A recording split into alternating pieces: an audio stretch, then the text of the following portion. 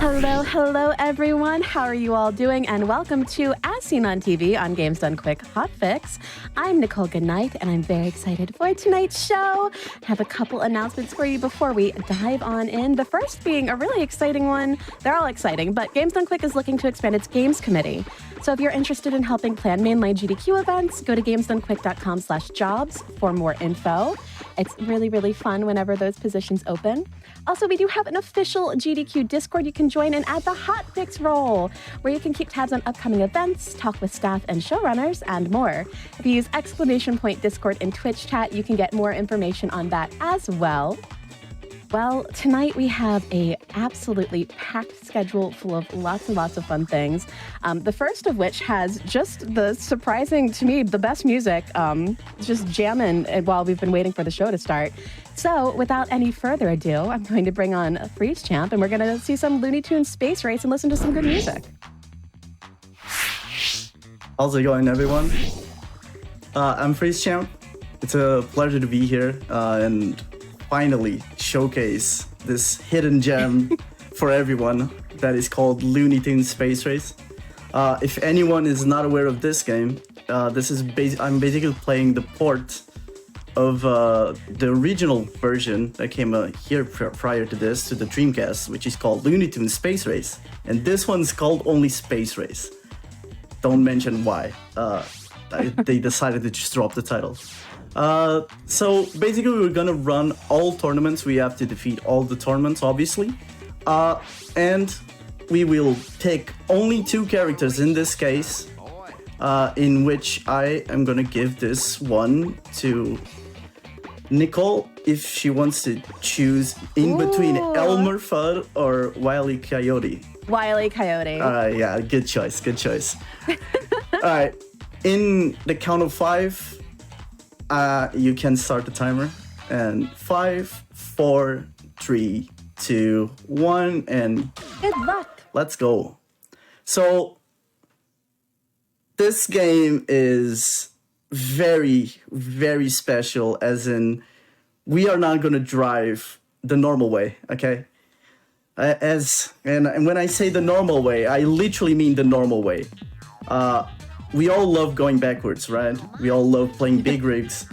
So let's just turn around and just zoom. Oh, nice, that was a good boost, honestly. And just, just ignore that the entire track as well. Just float around.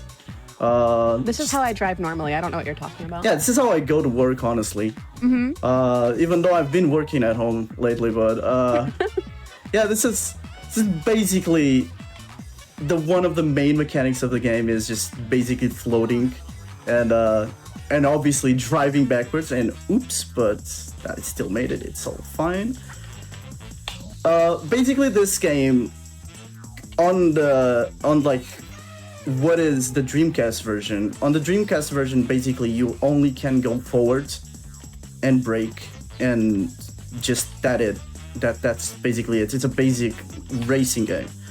On the PS2, for some reason, they decided to give you backwards motion, and also a little mechanic that is called swerving, which is if you touch the triggers on like the trigger buttons on the controller, you can go like side to side, so you avoid incoming items, basically, because there's going to be certain items in the game that may drop on you. It depends on the RNG, if we're gonna get horrible RNG or not, which is probably the case, honestly, because this game is painful. But basically, this is swerving, this motion here. And what we do here with the swerve motion, since we're going in such a fast motion, oh, there's there comes an item, we just jump and we just ignore that they threw an item, which is cool. So basically where I was before I was rudely interrupted by that item. So basically, because of the speed that we have on this character in specific, we basically can abuse the fact that on the swerve you get like a small momentum out of it, and if I push my analog down and I swerve, I basically get a jump.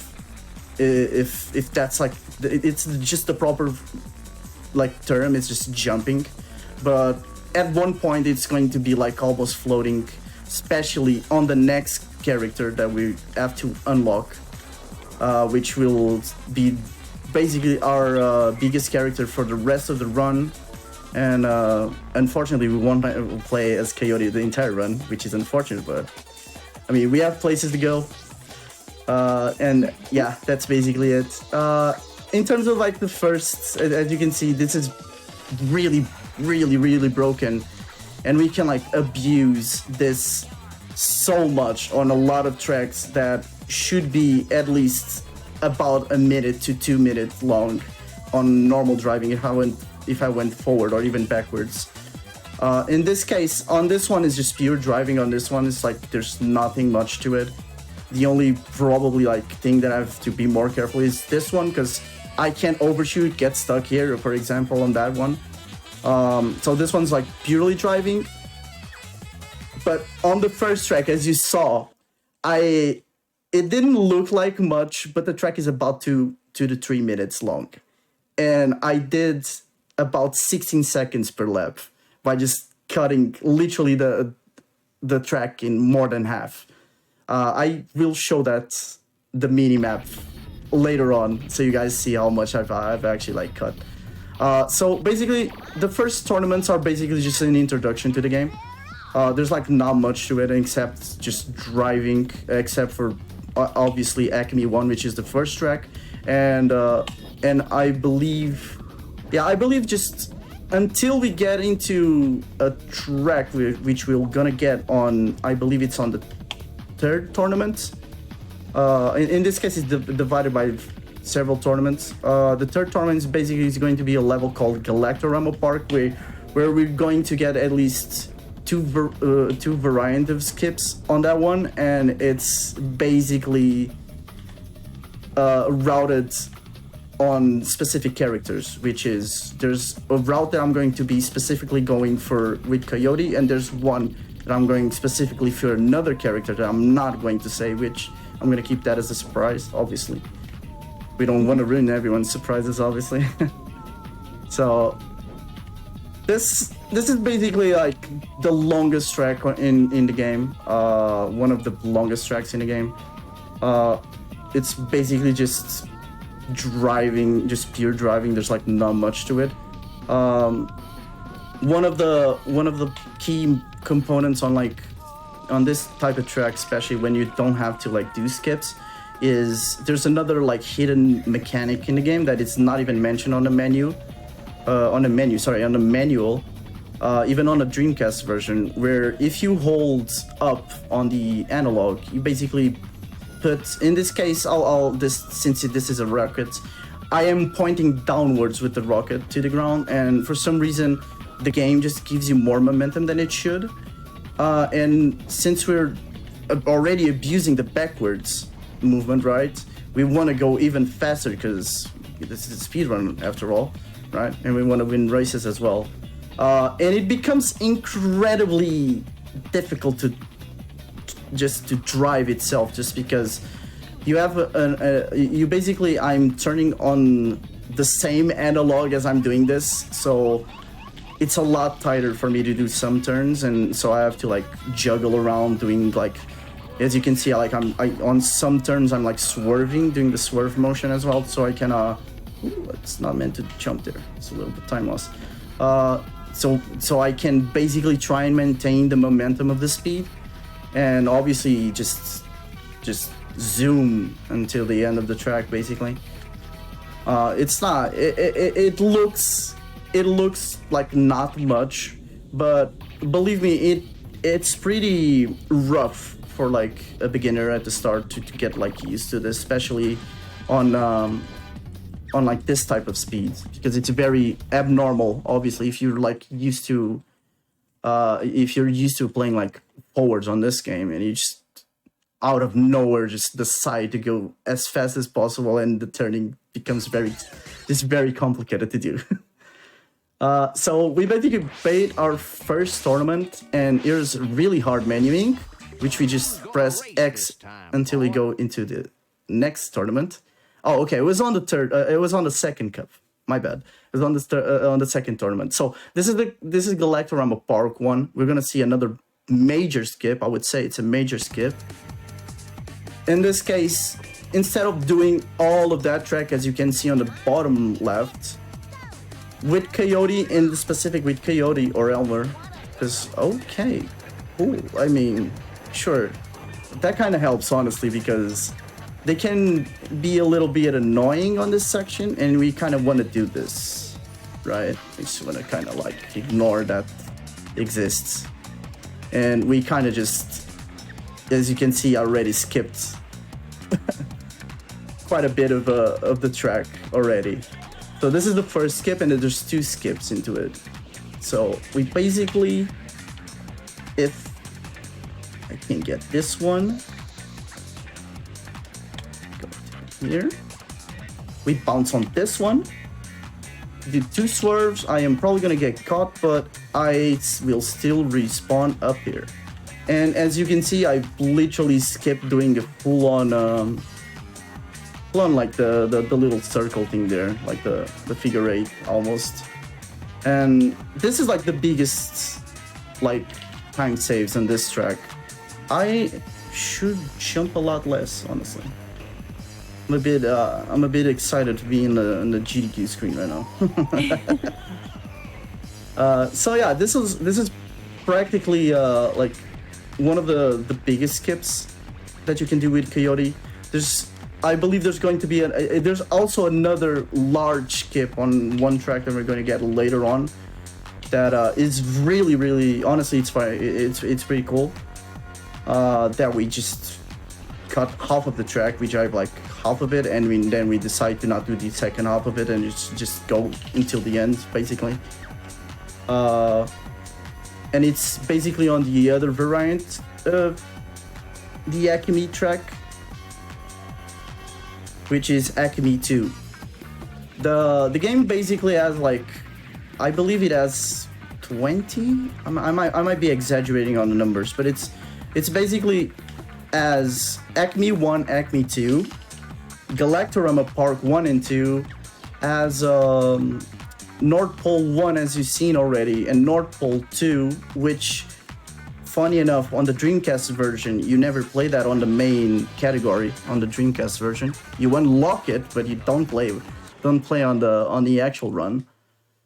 On this one, you actually play it, and it's literally the last track of the run, which has a really cool skip as well. But I'm not gonna spoil it, even though I did spoil it. My bad. We have Wily West Quadrant 1 and 2. As you can see, it's like there's basically 2 variants of every track, except for, I believe it's 2 tracks, which is Nebula and Asteroid Belt, which has like a very cool concept. It's just one's basically running on a nebula, and the other one's like just running on a asteroid belt, even though it doesn't look like it, but they have like special quirks as well, basically.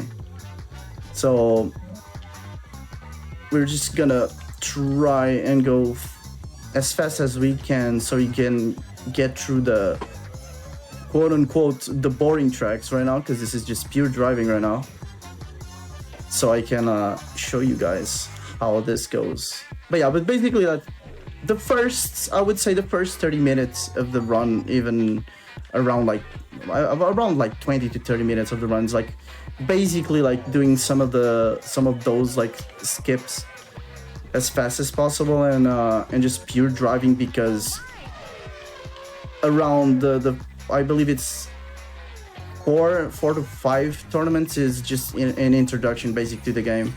It's just pure racing. There's no gimmicks involved in it, and which this game is very infamous of, where after we basically finish the introduction of the game becomes very annoying, as in there's way too many gimmicks. I have no idea why they decided to do that. No. So basically every tournament is gonna have a gimmick. Every race is gonna have a gimmick related to that gimmick, and I can tell that since you're going, that is ideal, nice. Thank you, Bugs Bunny. So basically, even if you're going backwards, you're probably not going to like be affected a bunch from the gimmicks, but there are certain tournaments that are really annoying. As in there's a specific tournament, for example, that you only do two tournaments that basically are item related tournaments, in which, for example, you run on the track that you'll see later, which is Asteroids Belt, where the gimmick is just on the ground. As you race, there's going to be like random holes, and you have to avoid getting hit by the holes, basically. And that's the entire thing. And it's very annoying.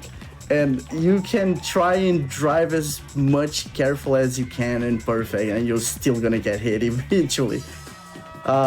It actually matters a lot. Even those specific holes will mess up some of the skips, like especially on Asteroids Belt, where I've had once a hole completely cut off a line of one of the skips that I need to do, which is very cool. The game is just really cool. We love RNG, and we love gimmicks in here, honestly. But it's genuinely a very fun run to get into, honestly, if you learn how to like enjoy some of the quirks of the game, honestly. But what makes the game honestly a lot more enjoyable is just because you drive backwards. And if any of you who ever played the original version or the PS2 version know exactly why I say it's a lot better to drive backwards, because it is really hard. It is a really hard game casually. Unless you're really good at just getting boosts and avoiding getting hit by everyone, it is hard. It is hard. It is a very hard game. Especially like compared to, for example, Dreamcast version. Not taking a flack of the Dreamcast version, because it is still hard, obviously. Basically, this one, they've put all of the gimmicks in the main category of the game, which is tournaments, obviously. And on the Dreamcast version, there was no, like, for example, no championship or tournament mode. It was just arcade. You just basically race, you win all the races, and that's it. You beat the game. You have like special events as well, like you have here, which is in here. It's called the Acme events, which is literally you choose the track, the laps, and you do literally every gimmick that you do on the main game, basically. So, I mean, it's literally recycling the same thing, except you can choose the track that you want to suffer on, basically, which is amazing. It is a very short category if you want to speedrun it, though. So that's something. So in regards of this, I still have one more, like I have another mechanic to go through, but oh, what is this? I have never gotten a bounce like that. What? Fun new things in racing. That was awesome. That was actually, I was afraid I was gonna get caught, and it was gonna be perfect timing, because I was about to say that there's another hidden mechanic on this game that is the one thing that allows us to do most of the skips, but also we have to be very in mind of it as well, which is, you're not gonna see it yet, you're gonna see it a bit later. Oh, here's a good gimmick. Is it this the, yeah, I think this is the explosive. Oh yeah, I'm sorry, I completely blanked out, but this is already like a gimmick tournament, even though it's in the introduction. This is only explosive items, basically, so I can like get missiled everywhere and bombed, which is really cool. But we're going so fast that the missiles won't catch us unless when we have to lap them, which we'll eventually do it. Anyway, again, before I was rudely interrupted by Elmer. I think he's a little jealous we didn't pick him. In this case, so we have this hidden mechanic, which is a timeout. Is it the time? I forgot. It's not the timeout. The name is not the timeout, but it's basically like a time out of the track, off-track timer. So my English just didn't work there. My bad. Okay, cool. Which is off-track timer, basically. And this off-track timer basically is around 5 seconds. We're not sure, but I believe it's 5 seconds. I wish I could. I wish I knew how to test this game, honestly, so we could like test a bit of it, because the timer is a bit weird sometimes, and it feels like it's more than 5 seconds. But the estimate is like around 5 seconds, and on those 5 seconds, you have enough time to basically recover and go back to the track. This is like a safe mechanic that the game inputted. So if you, for example, on this one, since you have the trigger motion where you do the swerve and you can like accidentally jump off the track, right? You can have like that little gap window where you can go back again inside the track, basically. And it's like a safe mechanic, so you don't get caught off track, basically, and fall and have to respawn. And this little mechanic basically heads on, as in if I go out of track, like for example, if I go out of track like here, that already like counted about like 4 seconds. If I go off track here, I get like almost instantly caught, right? So what we're gonna do basically here from here on out is we're gonna abuse this, and on in some tracks, like for example, as I mentioned previously, for example, Asteroids Belt, I'm going to intentionally fall off the track for obviously for also some lineup purposes, but also to reset that timer. And that will allow me to do like huge skips in this case, which is like super helpful. They weren't nice enough to just for you to have like a free reign outside of the track. Unfortunately, it would have been like a speedrun dream, honestly, but and the game would definitely be broken in half, honestly, if that was the case. But it's still like a cool little quirk that they decided to add, because on the Dreamcast version, this off-tracker time, for example, is much more punishing. As in, I believe it's even lower than 5 seconds. I might be exaggerating, but I'm pretty sure it's a lot more aggressive, right? And since you don't have like backwards driving, like for example, you can do the same shortcut on Acme 1, the first track that I did, like the crazy skip. The one first part of the shortcut, basically, you can do it like driving normally, doing like jumping off the gap thing. And sometimes on the Dreamcast version, I honestly, I think it's skill issue, but it seems like sometimes it's random, that it gives you the enough time to cross the hole, and sometimes it just overshoots you, sometimes it just doesn't jump, and you get like wrecked a lot with the off timer, basically, on that game.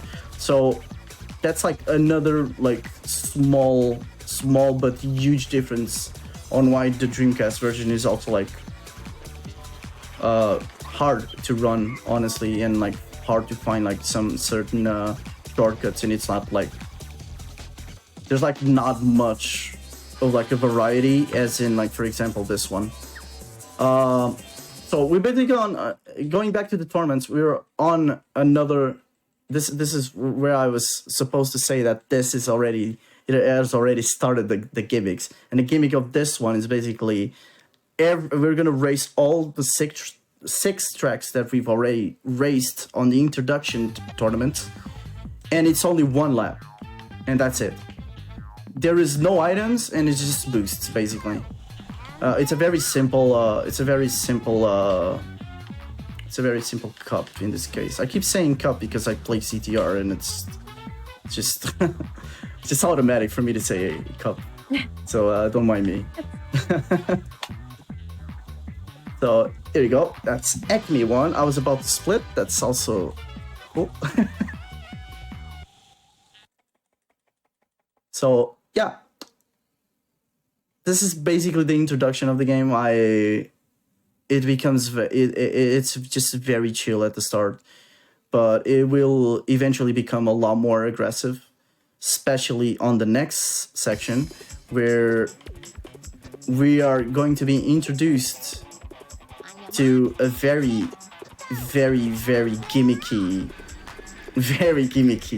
tournament in which we have to do it first. Instead of like starting the first tournament, we're going to do the third tournament first. And that's also going to be not the last time we're gonna see Coyote, but it's going to be one of the last tournaments before we switch to the next character. Which, again, I'm not gonna spoil, but I hope there's some fans of him in this chat, obviously, and everywhere, because he's my boy. So basically, the next tournament is where we're going to basically unlock the next track, which is going to be Asteroid Belt. We're going to unlock also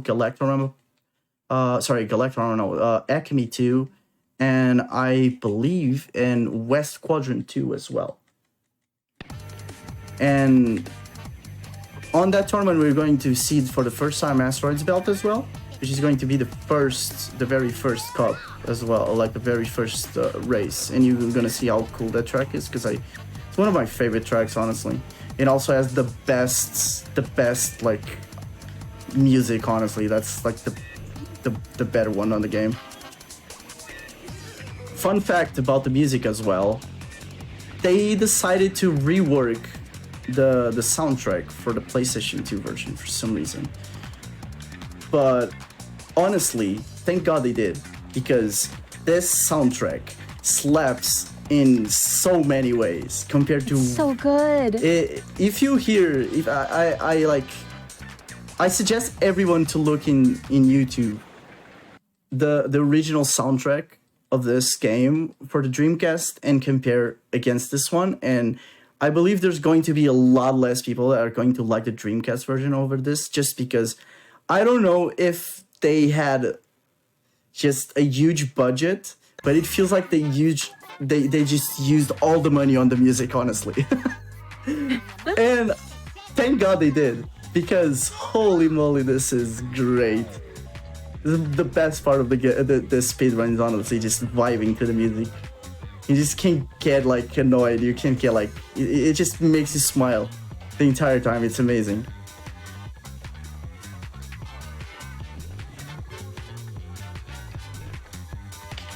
We are almost done with the cup.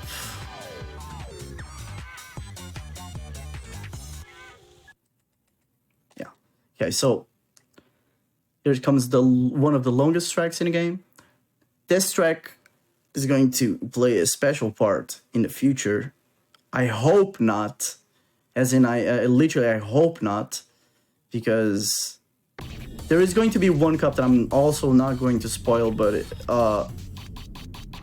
it's basically the speedrunners' worst nightmare. Oh no. But we'll find out. We'll find that out later on. Believe me, it's not fun. For speedrunners, obviously. For casual players, maybe. If you like the concept of it. It's a very cool concept, honestly, but if you like going fast, it's not. It's just not. Yeah, so we're just gonna jump here, avoid driving all of this, because it's a pretty just easy jump to make it, honestly. Just hold down analog there and you just skip all of that, which is nice. this is a very tricky turn to do with a lot of speed because, again, this comes with the part of the off-track timer. The off-track timer is not on the sides. Also, it's that was horrible English. Sorry. It's not just on the sides when you drop. It's also above a certain plane on the sky, I believe, and also under the track. So I don't want to go too high or I get caught up, basically. All right, let's do a little menuing here, which is not hard, but... All right, here he goes. Who likes holes? Who likes portable holes? Who loves Looney Tunes and watching everyone fall from a hole on just... It's great. Me, I do. Let's avoid doing that on this race, honestly. But no, my portable holes. So yeah, the gimmick on this one is basically there's items obviously, and the item is basically the invincibility with the fork lobe. So we avoid doing that. So we're going to try and get this first try. Oh, we didn't get it. Okay, it's fine. I believe I started that a bit. Okay, so bonk here. Okay, now we got it. Okay, so that's the first skip of the track, and I should have gotten the fork lobe. Oh, this is terrible. Okay. Sorry, I was locked in, not follow that whole thing. So yeah, we basically now, since we do that, I'm gonna fall here on purpose, obviously. And I don't like that there's a hole here right on the setup. Okay. Yeah, it's a very tricky one, especially because I think it does. Basically, especially because Coyote has a lot of speed, but on this specific trick, like specific skip, I need a lot more speed than the... Oh, we got caught. We need a lot more speed, and Coyote's like not properly still like the fastest of the game. So you gotta like build up a lot of speed here. So you like hit this curve here and basically do like a small jump, and it just puts you here. Ooh, ooh, ooh. Oh, okay. Ooh, man, this game is trying really hard for me to fall. Okay, so that basically finished. That was not that bad, honestly.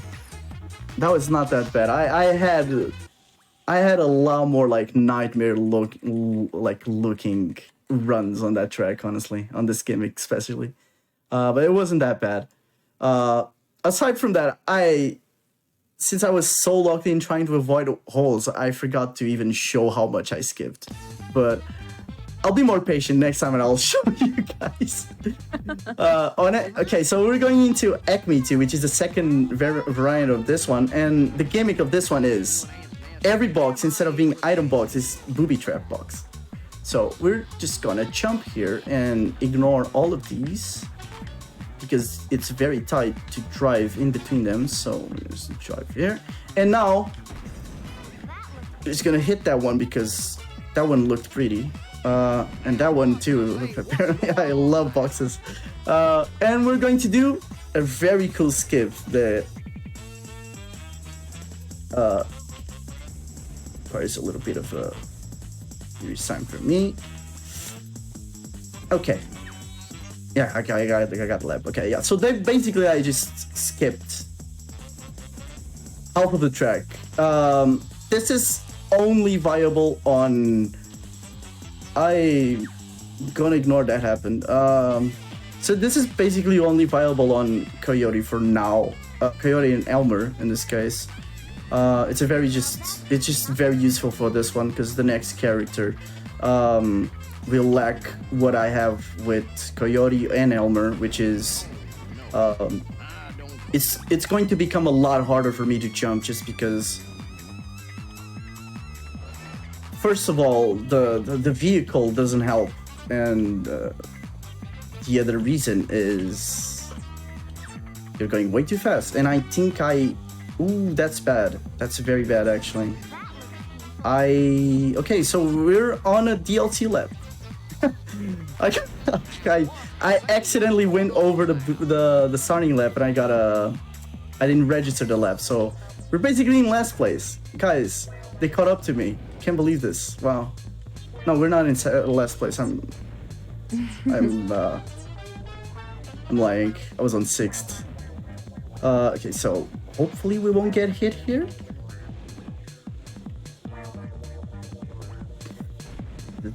Okay, that's fine. That is not fine. Okay, we're having a little bit of trouble here. Interesting. So I'll just drive normally this one, just because I think this is just not going to look good. And I'll show you how the rest of this one is. Unfortunately, I am having a bit of a rough time in this track. It is not an easy skip, honestly. It's a very tight like skip to do, honestly, and it's very easy for me to mess up if I just do. I am having a awful time at this track right now. That's fine. It's all good. We're vibing with the music. We don't care about how the gameplay is right now, because we're just vibing. But basically, this as I mentioned, since I don't have a lot of speed, and it's such a tight line to do and not get basically caught up with the off timer, because here I'm not getting off timer track, but here I am, right? Okay, it's going to split. Okay, so I am basically like floating on a very thin line between being off track and not being off track, and most of the time that I'm going off track is when I'm trying to cross. And since I have like almost to no speed, it's very difficult, and if I just mess up just a bit of the turn, it's like enough for me to like not get that, and sometimes I not hit the plane that will like recognize that I was on that side of the track, basically. So this one's like just driving. We just ignore that the gimmick is Granny basically trying to hit you, because I mean you're just not gonna get to see her at all except on lap 3, because we're gonna lap everyone. But basically the gimmick on this one is just Granny basically is driving around and just hitting everyone, just being a nuisance basically. This is the other variety of off-track world, which is a very tight track to drive. I was actually gonna get hit there, because I had no escape, since if I continued going there I was gonna bonk on the top and I was gonna be sent back, so it's better to take the hit there. But this track is like rather simple, but it's also like kind of difficult to drive. As you can see, like most of the track is like very thin compared to the first one, and driving backwards is very, very difficult, especially after we switch characters.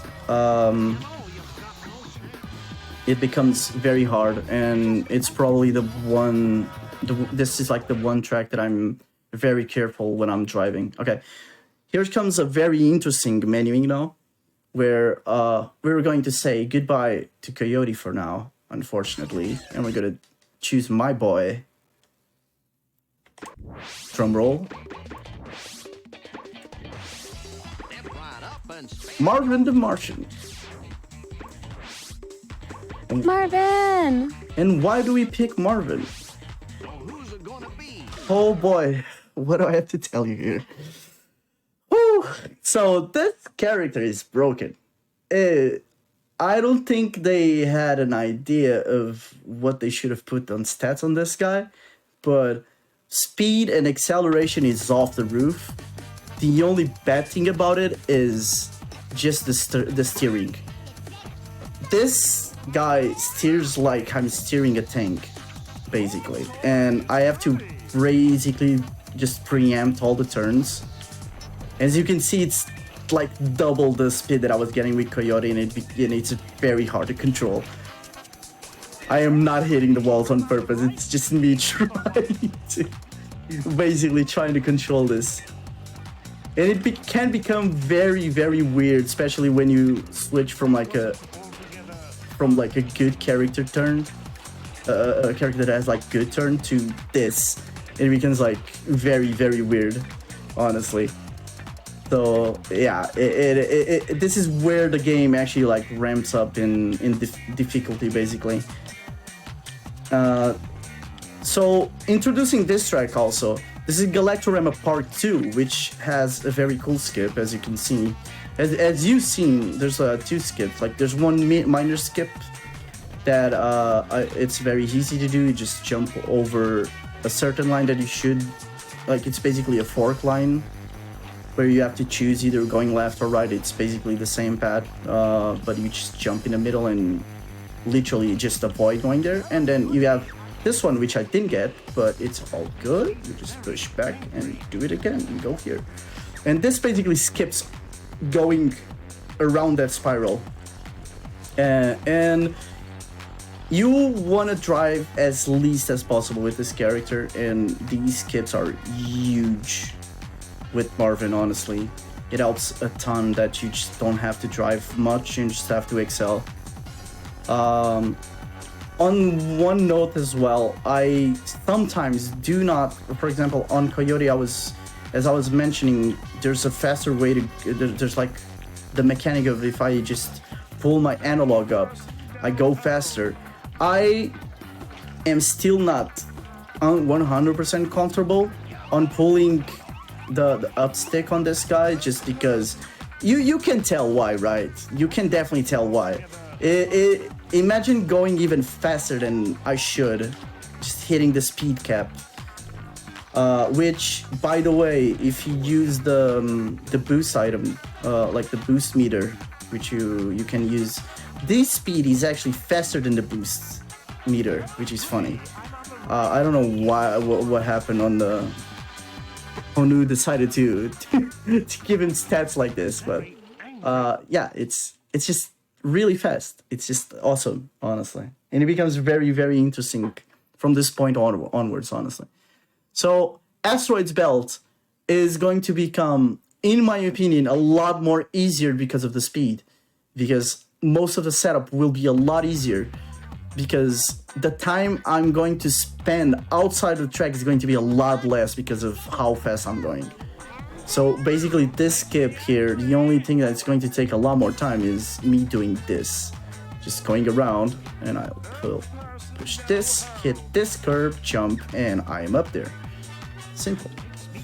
Also, huge banger again. Sorry, I have to always let everyone know, because this is my favorite song of the game. Song just bangs. It's a great song. The entire game. Okay, so we intentionally drop here, so we reset the timer, and we also put ourselves in a good position. We jump here. Also, if this is probably the biggest question that probably some of you already like have in your mind, is why don't I just jump high enough for me to get into the track and drive? I could do that. It's possible. I've done that a million times, but for me, it's actually slower, just because it would require me to drop after I got up here if I wanted to do this little jump into this downward section here, because I wouldn't be allowed to do this skip without getting caught by the off timer track.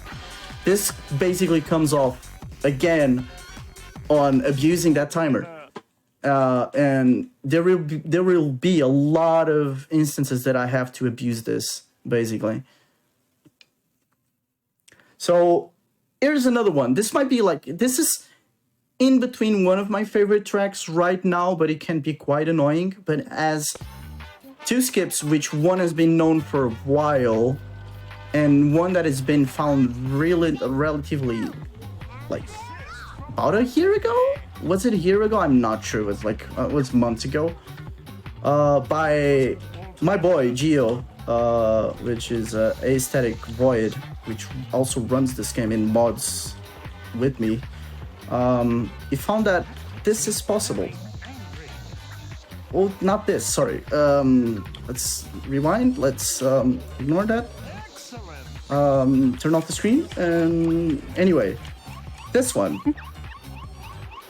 And I will show the minimap in a bit.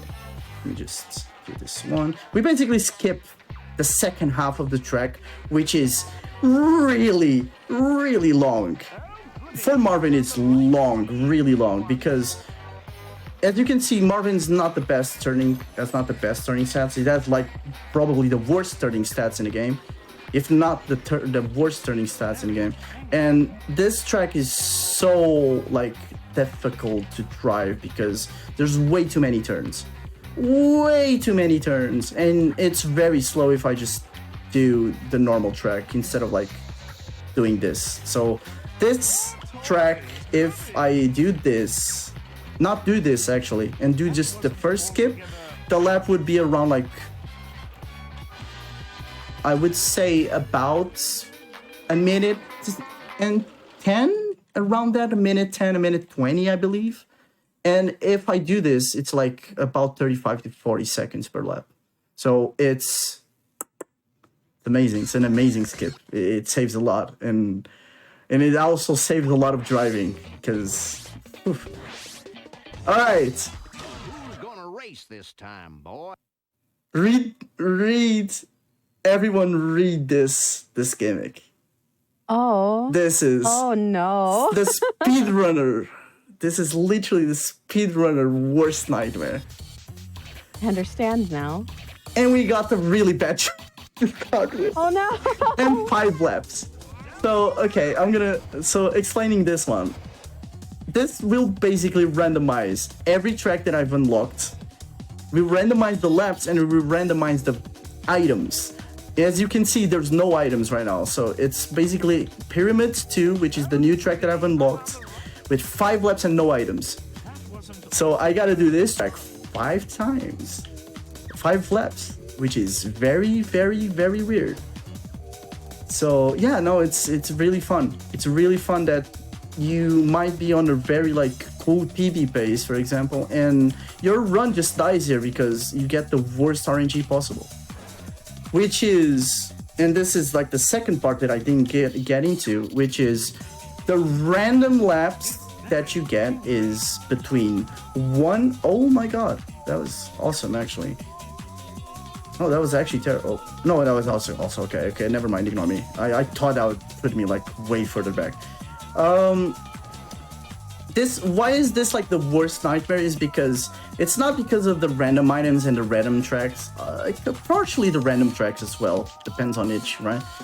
But the laps, because it will randomize you, it will basically randomize you 1 lap, 1 lap, 3 laps, 5 laps, and 7 laps.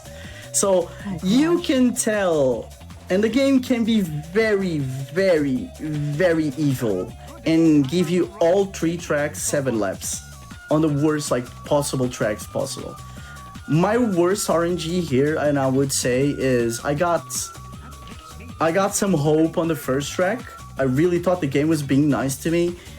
Got me a 1 lapper on, I don't even remember which nice. I don't even remember. It wasn't like a very long track, but as soon as I hit the second and third track, I got hit with the longest tracks in the game. It was 7 laps. So yeah, it's fun. I love my paces being stuck to this track, honestly, to this cup. So yeah, it is a very interesting concept, but it's also very painful if you speedrun this game, and it might be the one of the main things that might throw off people from running this game, which I don't advise you, obviously. You have to run this game, I beg, because this game is awesome, and I think a lot of people will enjoy it. But it kind of sucks that this one is like about 40 to 50 minutes into the run, which obviously if you're like in a very good pace, it can affect a lot of the runs, which can be a little annoying, but you learn to cope with it, you know. You'll eventually like accept, vibe to the music as always, and just, you know, just live your own life. Okay, so we're gonna try doing, this is the second variant as we go into Galactorama Park 1. I'm gonna do the second variant, which is with Marvin, I just skip this section. I go straight to the ghost stalls instead of doing the jump that I did with Coyote at the start to go to the bridge section. So, and this one's also different where I need to jump a lot earlier. So I make this, and this is a very tricky turn. So I'm always gonna drop here, but that's fine. It's not much of a time loss, honestly, and it's good because it basically resets your timer for this one. So we basically want to do this, position ourselves, we analog up, and we make this with the speed, basically. Why don't I do the Coyote skip that I did previously? It's just because this character is very hard to jump. The speed effect actually affects the jump. As in, if I get too much speed, the character takes a lot more longer. It takes a lot longer for you to get up. And so for me to jump, I have to like preemptively already like be pressing. That's an interesting turn. You have to like preemptively already be holding down and wait for the spacecraft basically to motion that it's going. That is basically like hovering, and that will then allow you to jump, but still it won't give you like big jumps, which kind of sucks. There is though, and this is like still to be experimented because I kind of found that like some time ago. I messed up because so I kind of did this one wrong just because I was too low and I didn't hit the plane on the top of that section I was trying to skip, basically. So it just puts me back where I started to jump, which sucks, but it's not much of a time loss, honestly. It's like takes you like about 10 seconds, 5 to 10, depending on how you drive. It's not that much. But basically, I found, and this is like, I believe it's a very frame dependent trick, as in you can jump like you can with Coyote, for example, with this character. It's just very frame dependent, and I believe it's like a one framer, and I need to like still research that a lot more because there's one specific, like for example Acme 1, which is the first track of the game. With Coyote, if you do like everything with Coyote is about 16-second laps, and with this character, if I do the skip, the first shortcut into the one jump, I can get like maximum I got was like 9-second lap, which is very insane, right? Compared to getting 16-second laps. And I can save a lot of time, but it's a very risky strat, and it also like requires me to know that I can hit that frame to be allowed to jump and just, keep going. Which is honestly the hardest part of this character, is just to try and jump consistent. Alright, let's find out what's the last track, and hopefully the game will be a lot nicer, because that was, so far this is terrible RNG, and this is terrible RNG. Holy moly. Oh no. Yeah, this is... You gotta love RNG. Yeah, this is really bad. Okay, so this is basically 5 laps on Acme 2 with no items and just boosts. So yeah, this kind of sucks. This is like the one thing that I was talking about, it's just not ideal. Also, we're not going to do this skip with Marvin. As I mentioned, the jump in this character is a lot harder to do, so it makes the skip a lot harder, and also because of the turning stat, it even becomes a lot more harder to hit it, because you have to do a lot of the turns a lot sooner, and if you turn too much with this character, you lose speed, which kind of sucks. And there's one specific track that I will get enough height to do a turn, and if and it happened, for example, on my PB, I kind of choked it at the end, and basically one of the skips required me to turn a bit more preemptively, and I turned so late that when I did a full turn to try and save it, I just lost all my speed from just turning normally, which you can see I'll just turn normally, you understand. This is me turning. Basically, you can tell I'm going, it's like going straight forward and it's awful. Like I have no, it's like it's almost ignoring that I'm turning basically. So you have to like preemptively just turn just do every turn like preemptively.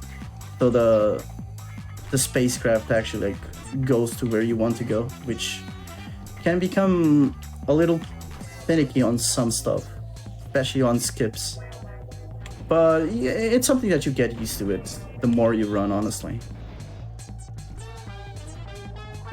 Just wanna decel here. Also, compared to what I do to skip here, funny enough, if I ran this track on Coyote and compared against Marvin, for example, Marvin would still be faster driving this track normal over doing the skip. The skip roughly saves about like 40. It's like makes the laps around 40 seconds, and that's about the same amount of laps that I get with just driving with Marvin. Actually, you get a lot lower. You get like in between 35 to 38. So you can tell like it adds up. So you want to drive these ones with Marvin always. So we're gonna jump to the next one, which is going to be the Slowpoke Pursuit, which is basically if you familiar with Need for Speed, for example, there's the elimination cup or like race where every time you cross the line or everyone crosses the line, the last place gets eliminated. Basically, that's the gimmick of it. So we're gonna do, it's basically around 7 laps. I believe it's 7 laps. And when the racers, when basically it's on the racer thing is on 4, it's basically the last lap because it's going to be the last one that's going to be eliminated. But it's around 7 laps every time, honestly. So I don't really mind. I don't really like pay attention to that, like the amount of laps, because I've seen some instances. Oh, here we go. I knew that was gonna happen. There are some instances that I feel like I've done more than 7 laps just because how fast I was going. And you do have to wait for all the AI to cross the line for it to for the counter of the racers in the race to go down. Basically, it doesn't matter how many like laps you go, basically. So it's mostly, it feels like almost like a auto scroller, if I may say so, right? So you're just stuck here doing laps until all 4 of them are gone, basically. Also, that one time that I got caught, by the way, is because, as you can see, I did connect one of the shortcuts. I did connect and I continued, but the off timer, the off track timer was very severely down. So I had basically no time to cross. Even if I had like enough speed to make it, I wouldn't make it. And okay, this is good actually that I did that. So that will reset my timer. I was about to say that I would have to fall again and drive that section normally again because I wouldn't have time to cross that section. Oh, there's a good example of me losing all my momentum to a turn. But yeah, this is where honestly, this is where the character actually like the speedrun itself gets like very fun. I don't say that, I'm not saying that Coyote is not fun to play. This is just the speed itself, like it's a really good challenge for you to like try and control and try to drive well as well, because obviously you're playing a racing game, so you want to like try and optimize all the racing lines, obviously. So that's like the tricky part about this one, is just trying to be as clean as possible, and also just trying to mash up all of the shortcuts together, which is obviously pretty tough if you're just not if you're not experienced with the game. But you'll come with time, honestly. Like, it comes with time. It becomes very easy. So we're going to do the same thing again. This is basically another auto-scroller. I would say, I'm just gonna call it auto-scroller. So you can make this one, and now I have to, unfortunately, I have to drop here because I won't have enough timer for that, but that's not that bad, honestly. Ooh, that was a bit rough. Yes, okay. So basically we're stuck on another auto-scroller waiting for the AI to eliminate themselves. As you can see, I've already done like 3 laps and we're still on 6. The last place is probably like cooking up a chicken or something. Probably having like a nice meal, taking his time. Okay. Good for him. Yeah, he's enjoying life, honestly. Like, can't blame him. Can't blame him. Yeah, so there's some, I believe this is the last place, right? Oh, it's Elmer. Is that Elmer in last place? Oh, what a shame. Cody's the better character either way, so we don't care. No. But funny enough, I've been playing with, and I feel ashamed obviously, but I've been playing with Elmer just because obviously it's optimal in the sense of menuing, because Elmer is literally right next to Marvin on the menu. So I basically, whenever I have to switch to Marvin and I have to switch to Elmer, I just have to do left or right, and that's it. When I have to do with Wile E. Coyote, for example, I have to like do 3 inputs. I believe it's 3 inputs. So, you know, you save a lot of time just like not pressing a lot of keys. So that's like it doesn't seem like a huge time saver, but it does add up in a way. So unfortunately, for the worst thing, like the worst part of it is I have to renounce playing Coyote on my speedruns, and I hate it. But I mean, it's a speedrunner problem. I get it. I understand. Yeah. I'm upset about it, but I understand. Sometimes I wish I wasn't a speedrunner. At these points, I just wish I wasn't. I wish I could just play with anyone I want to. It would be cool. It would be cool. But unfortunately, on this game, and this is the part I didn't go into, why Coyote and Elmer are the viable characters. It's basically, and this is the part where I kind of don't really understand, but and I've tested out like every character already, even the other unlocked characters, the locked characters that you have. All of them is, if you're familiar with, okay, so if you're familiar with like Crash Team Racing, obviously, I'll use Crash Team Racing as an example. You have the beginner, class, which is turning. You have the Excel, which you have the medium class, which is the balanced one, where you have Crash and Cortex. You have the Excel, where it's like better Excel, good turning, bad speed. And then you have Speed, which is the broken one on the speed run, but has awful turning.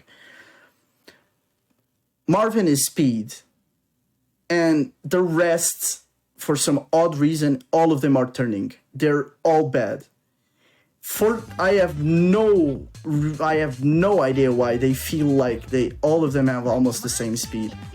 And I've also tested playing with them backwards, and it feels exactly the same, which is very, very weird. But you don't get like close to the speed that you get with Coyote or Elmer, which is kind of sad, obviously, because I mean, if you wanted to play with another character, you just don't have that option, honestly. Like, unfortunately. So you just have to play with those two, which have like he has like a good speed stat and like a decent excel stat and like good turning basically. The other ones are like, I would say, if you put like a bar of like, if you wanna quantify like the stats in 1 out of 5, it would be like 1 speed, 1 excel, and like 5 turning on some, and like 2 speed, 2 excel, and 5 turning on everyone. It's weird. It's a shame. It's like the worst part of not having a lot of options, but at least you get to have a good option because, you know, Coyote is a based character and everyone loves Coyote. It's very good. But I did wish that there were like a lot more options, because especially like you have like 2 other unlockable characters that you have to buy with the Acme tokens that you receive every time you win a cup, a tournament, or a race. Everything. You basically have to buy the characters. You have Marvin, you have Porky the Pig, and you have King, which is a space chicken, basically. Space chicken, space turkey. It feels like it's a turkey, but I'm not sure. I am very doubtful if it's a turkey or if it's a chicken, honestly. You can search that on Google, but I have no clue. It looks like a chicken, feels like a turkey. I don't know. It's a space chicken. You see the little guys on the cameras. It's them basically. They basically drive on a scooter. That's their method of driving.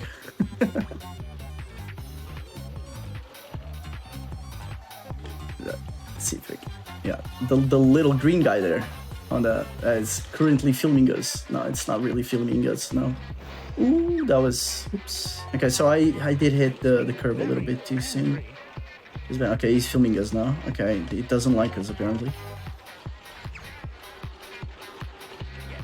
So yeah, those are like the unlockable characters, and then it's I still find it weird that they decided to give the same stats to them as well, like the other ones, which kind of makes no sense. But Marvin feels like a cheat character.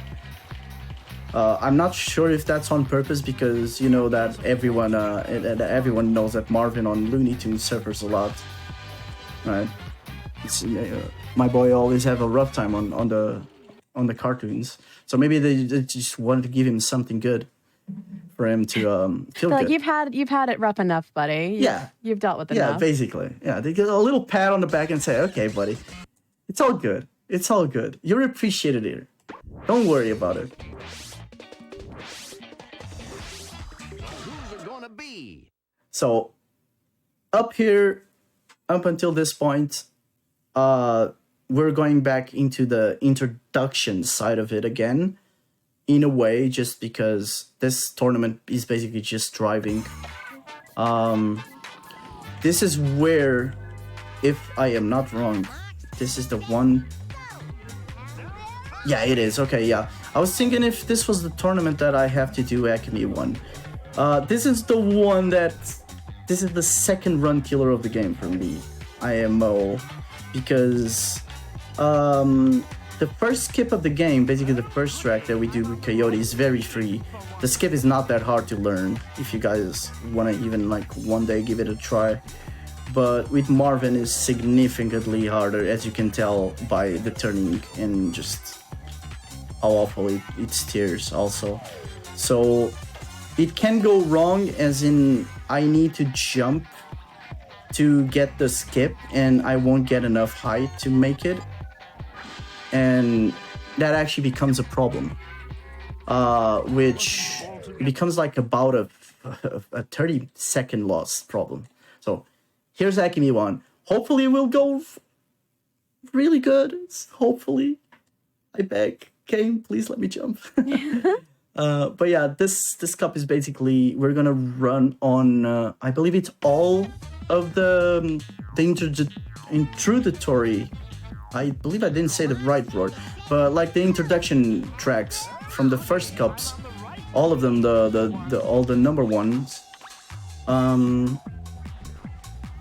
2 laps only in this case, which makes it a very short track in a way. Okay, let's see. If I get this. Ooh, this is not looking good. Okay, no, I got it. Okay, this is 1. Yeah, the plane.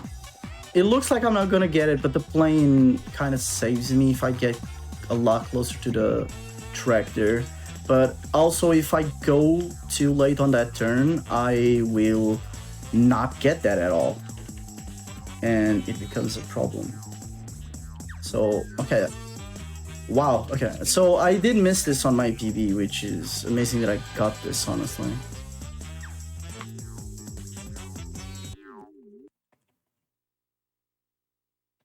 You love to see it. Yeah, okay. So we're basically just gonna run back all the tracks. I won't have like much to say here, so I'm just trying to like drive well enough now just to see if I can get some of the skips that I didn't.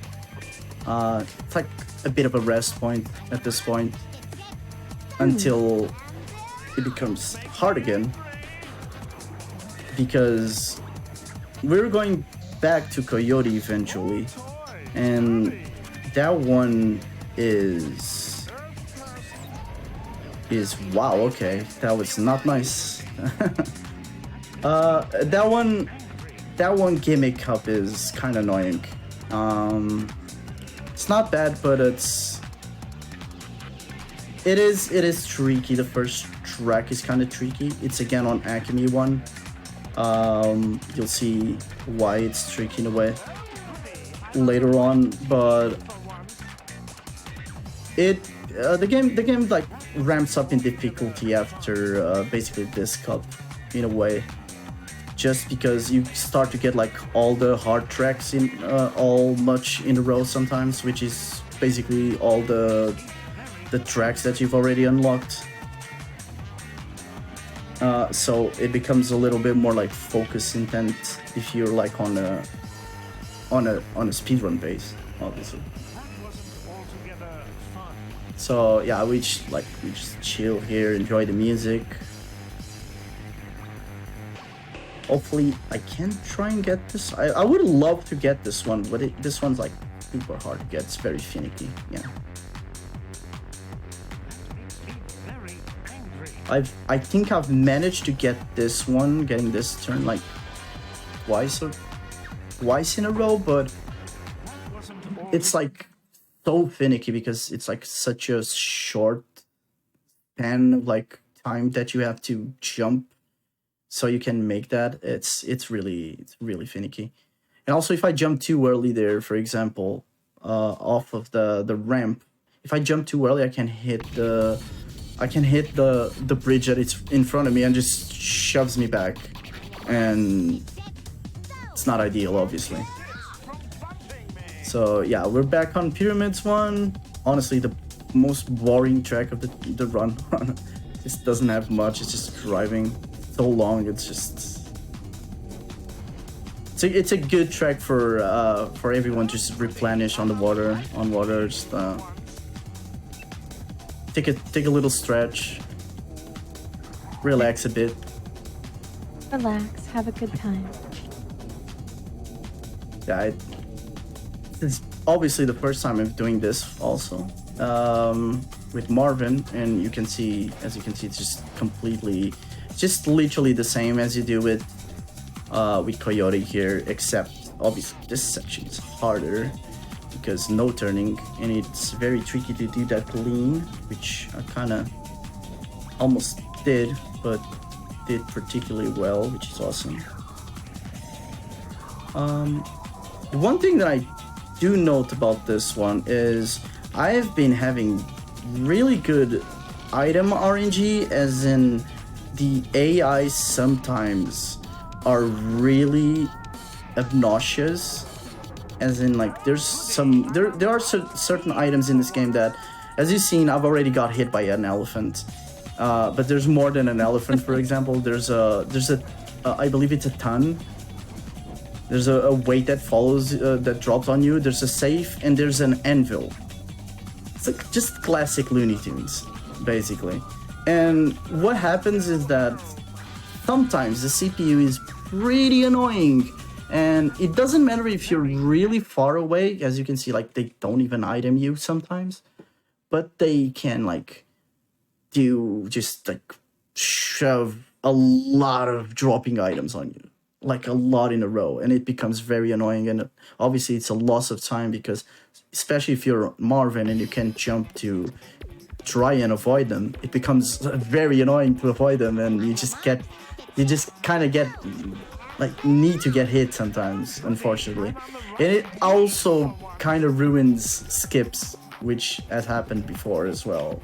As you're going, I'm going straight to a skip, and the item is just randomly like decides to drop the item on the moment you need to do the skip, which is very, very sad. It's very sad moments. And there's also the one rare thing. I find it rare, but sometimes it depends if you're on like good paces or not. It becomes very, it's like the game is sentient in a way and knows you're on a good pace. Is when you're lapping the the AI, which happens often because of the speed. There are certain AI that will hit you with, if they're holding missiles or lasers, they're just gonna shoot you, and you can't do anything about it. You just have to take the time loss, and that's it, which sucks.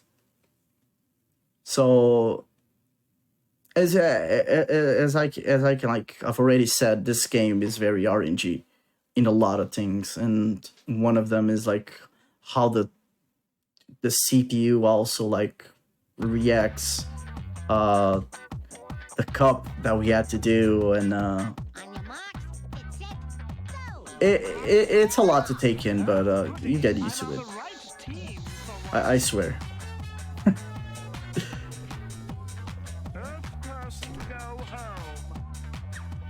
Okay, so we're gonna do 2 laps of this one again. It's gonna be really quick. So what I'm skipping on this track, by the way, because I didn't show, this is the full track. We're basically skipping the going around where the AI is right now, and that entire like oval section that we had to go through, basically. So as you can tell, this is a really big skip. It's the track itself, like most of the tracks in this game, is around like 2 minutes long, like 2-minute long tracks. 2 minutes, 1 minute, something around that on laps. And with this skip, the track is basically like 25 seconds each lap. So you can like do the math, and you can tell that it's just really quick doing those. It's definitely worth, even if you fail like once or twice. I believe there's like an alternative method to that skip, which I still don't know, but it's still like being researched in a way. But I can't go much into. I shouldn't have done that. I need to back out, actually. I shouldn't be playing with Marvin here. This is where we're going back to Coyote. I was... Yay! Yeah, I was so zoned in on talking that I completely forgot it was this cup. So we're going back to Coyote. This track, this cup we have to do with Coyote. And you'll understand why in a very quick second. As you can read on the loading screen, falling objects, and it's random, and it's, imagine going on the first straight of on the track, and you're already getting like 5 items in front of you dropped, and also dropping on top of you.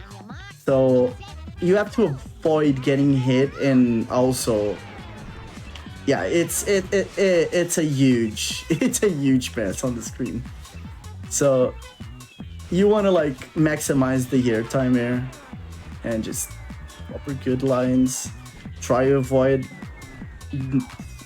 being on the ground, just because sometimes the items do target you as well. And you also want to avoid getting the one chance that one of the items just spawns in front of you and you just get launched backwards. Ooh. Okay, no, that's fine. As you can see, like how like look at the amount of items already spawned. Holy, we just like messing up, just doing the skip and spawning there. I was almost obliterated by the game. He was looking for blood. The game was looking for blood there, but I didn't give him. I didn't give him for free. Holy. It can be very painful, this one. So this one, we are going to Nebula, which is a track that I believe we still haven't done. And this one is... It's weird. You know, oil normally is... it's like... The paint of oil is black. They decided to put yellow as oil, so you know, it's weird. It's a weird decision, but it's basically oil, and every time you hit it, it just spins you, and you lose control. As you can see, I got spinned, and I lose control of my my vehicle for some seconds. As you can see, I didn't have any control on my turning there, which is a shame. So this is basically the entire gimmick of this one. Is just you have to avoid all of the oil spills, which is not going that well, but it's fine. Also, it's air oil. I have no clue what I believe. I have no clue what hair oil is, but you know. It's a very damaging oil. Okay. Mystery. Guys, if you have motion sickness, I beg if you do not look at the screen for the next 2 minutes, 2 to 3 minutes. This is the worst track of the game, and I really apologize. If you have motion sickness, just don't look at the screen. This is the gimmick of it. Oh my gosh. Yeah, this is the gimmick. AJ just decided to simulate an earthquake, but the earthquake is your screen just shakes. It doesn't do absolutely nothing. It's just the screen shaking.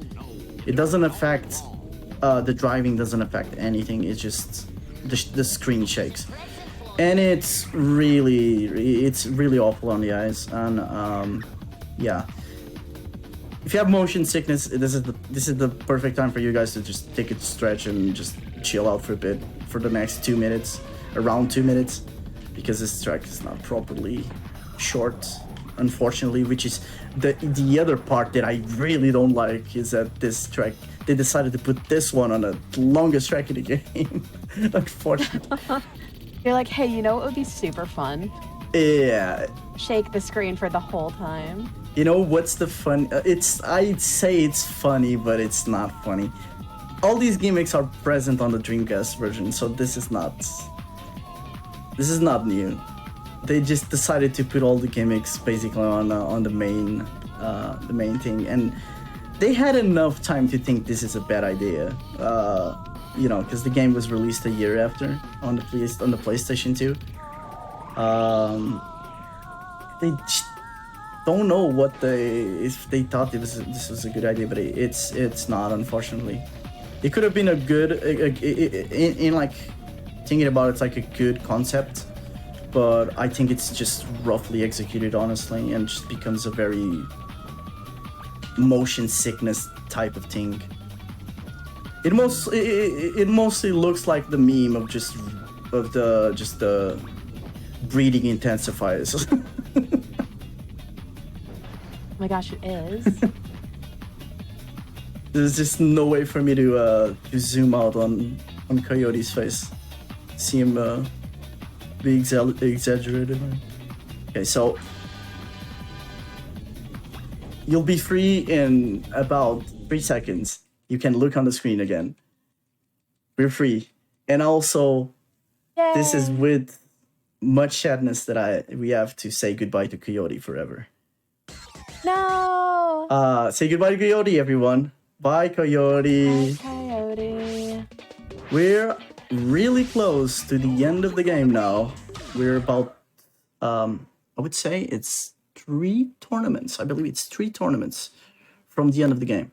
This one is very simple. It's just one track. It's going to be nebulous, 7 laps, and obviously the first place gets the most points, but it doesn't matter because you're always going to be first place because you're Marvin and you're the greatest racer in the entire universe, and you're cool. So it doesn't even matter. The other guys are just placeholders. So we're just gonna abuse this trick a lot here. We're gonna drop by on purpose here again, as I mentioned, to reset the off-track timer. Even though it looks like a very short amount of like space for me to get there, it like adds up, and sometimes it looks like I have like enough time for it, but I don't, and I kind of get like screwed on that. So it's always safe, and it doesn't lose you like any time to just drop immediately, so you reset the timer. It's an actual like, it's a lot faster if you just drop there and just reset it, instead of taking the drive and then when you're like close to it and just try and commit, or just drop on the spot and you set up. It's a lot faster if you just drop on the place you are. It's like small optimizations that were like developed as they go, because obviously the game is not super developed yet, like super optimized. This is where I will invite everyone to play this game, because we would love to have a lot more people running this game and breaking this game in half, honestly, because there's so much potential that still needs to be unlocked on this game, honestly. I find like it would be super cool to have a lot more people playing this game, especially if anyone knows how to test, because I don't know how to do assist on PlayStation 2. I would love someone to like let me know, give me a tutorial or something, and I would love to do a tool assisted of this run to, you know, test out some stuff, find out other stuff as well, and get some theories and discoveries correct finally. Would be kind of hype, but I honestly, it was something that I would have loved to know, is how to tool assist on PlayStation 2, which unfortunately I don't know. The task of this would be absolutely wild. It would. I can already imagine, as in, you just have like you already are aware of the timer that you have, and you can be so much more aggressive in a lot of these skips, or probably a lot of other skips that are still to be found, honestly. And it's just like imagining that, just wow. I mean, there's so much, like, honestly, there's like so much to still be found on this game, and it would be awesome. It would be awesome if there's like a way to tool assist this run, honestly, in the game. So we're on the last tournament of the game. We're going to run some of the first versions of the tracks, as it's going to be Galactorama Park 1, North Pole Park 1, and Wild West Quadrant, and it's going to finish on a track that we unlocked after beating the last cup that we did, the last tournament, which is North Pole 2, which, again, it's a playable track on Dreamcast, but it's not. It is not a track that you get to like during the progression of the game. It just unlocks after you beat every race on the game, basically. And we get to see, and as I said, Pyramid is one of the longest tracks in the game. If I drove the entire Polar 2, it would be Polar 2, because Polar 2 with Marvin or any other character is about a minute and a half, a minute and 40 laps, basically, which is normal driving, no skips, nothing. Which that track only has one skip, and it's a very significant skip. So basically that track will cut down from 140 to 40-second laps, which is a lot, like way too much. And thank God, because that track, aside from being long, it is very difficult to drive as well. So it kind of helps that that you do get a good skip right at the end. Don't miss out me, please. Okay, I should have dropped there, because since I got punched there, I went a bit outside of the track, and that kind of took off some of the time. I thought I could have like managed to hold myself and like actually got through that, but unfortunately I didn't. So I'm gonna do all the normal skips.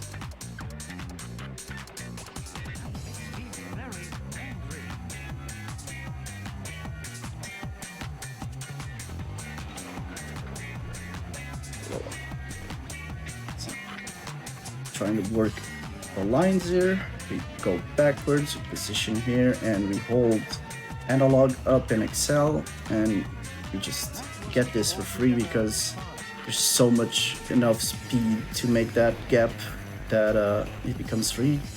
And we just need to go inside the house for the plane to be recognized as you're in that part of the track. Okay, nice. I was a bit worried I was not gonna hit this plane, honestly, and I was probably going to fail it, but okay. Yeah, that was a very solid collector on a park one, honestly. It's pretty good. Aside from getting punched at the start, obviously, but I mean, you win some, you lose some. Okay. Sometimes you gotta get punched at the start. Sometimes it's good. I mean, in the Looney Tunes kind of way, because it gives you like some speed and actually like puts you in like the normal speed that you should have. Okay, this one's actually like a bit annoying. Might be a bit annoying at the start because it's only the box is only gonna give everyone rockets. And if I'm not fast enough, I'm gonna get hit by a lot of them, and it might lose me sometime, obviously. So you kind of want to outrun everyone as soon as possible, so you don't get hit, and that's like the optimal thing. But I mean, sometimes it's just out of your control. The AI sometimes will have like really good starts, and or you're doing like the turnaround thing. You're doing like the turnaround to go backwards, and you hit one of them, and you just push one of them to the boxes, and then you have to deal with it. You know, it's kind of your fault and not kind of. Yeah. So, yeah, this has been honestly an amazing run so far, and we are at the last track. We're finally at the last track of the run. This one has a really cool skip. I hope I get it. There's a backup to it, which is a bit tricky, but I really hope I get this one. I did practice a bit because I am still sometimes inconsistent. I hope I get it. So I'm just gonna shut up a bit. It's right at the start.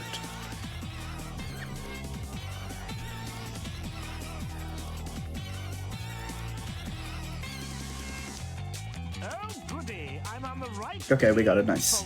All right. Yeah. Yeah, that just basically cuts the track in more than half.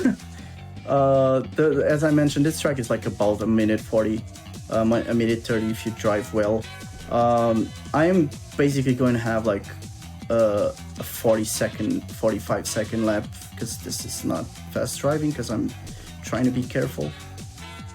As you can see, like it was 44. That was pretty good. That was actually a pretty good lap. Not bad. So I basically just set up myself.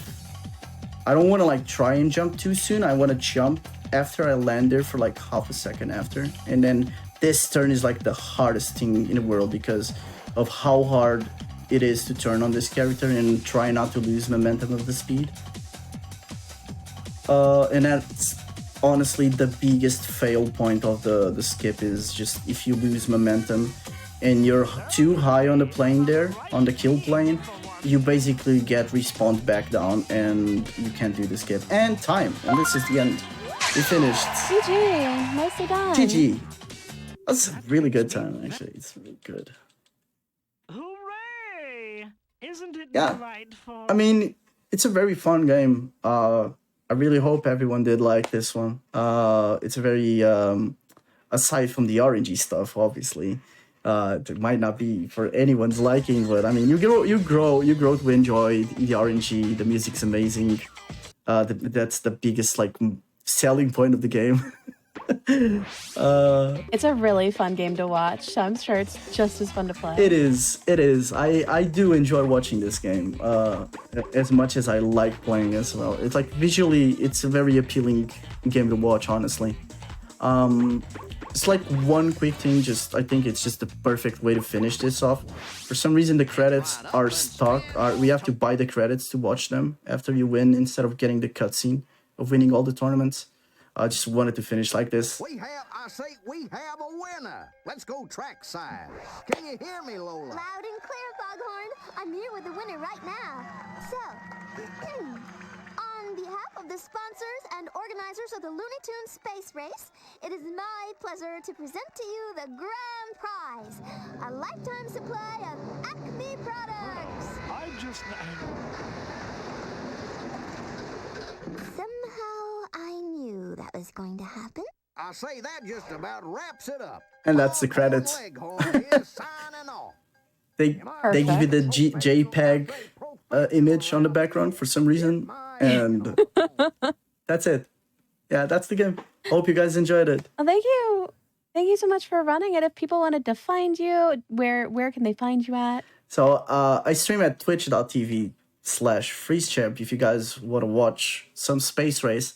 I mainly run Crash Team Racing. I have been on the Crash Team Racing grind lately, but I will be grinding this game as well because I'm trying to get the sub 125 right now, and I am really close to it. I'm about a minute away, which is going to be the biggest milestone of the game so far. So if you guys want to watch more, want to learn more, you can also like join the space race, the Looney Tunes Discord as well. You guys can like ask anything there. I'll gladly help you guys. Aesthetic Void that will also help you out is a great mod as well on the game. Is a great runner as well. Yeah, I see you guys on a stream. I basically just stream on and off just because of my full-time job, but mostly I'll be on at around like 4 p.m. EST for the American folks, and 9:10. It's around 9:10 on European time. If you guys are interested, and yeah, thank you for watching and thank you for having me. Thank you, Nichole, for the invite as well. Of course, thank you so much for joining. Chat, we're going to take a quick break before our next game. So stand up, stretch, get some water, get something to snack on. As a reminder, you can go to gamesdonequick.com/hotfix for more info on our weekly shows and weekend specials. And we'll see you right back here. Right back here.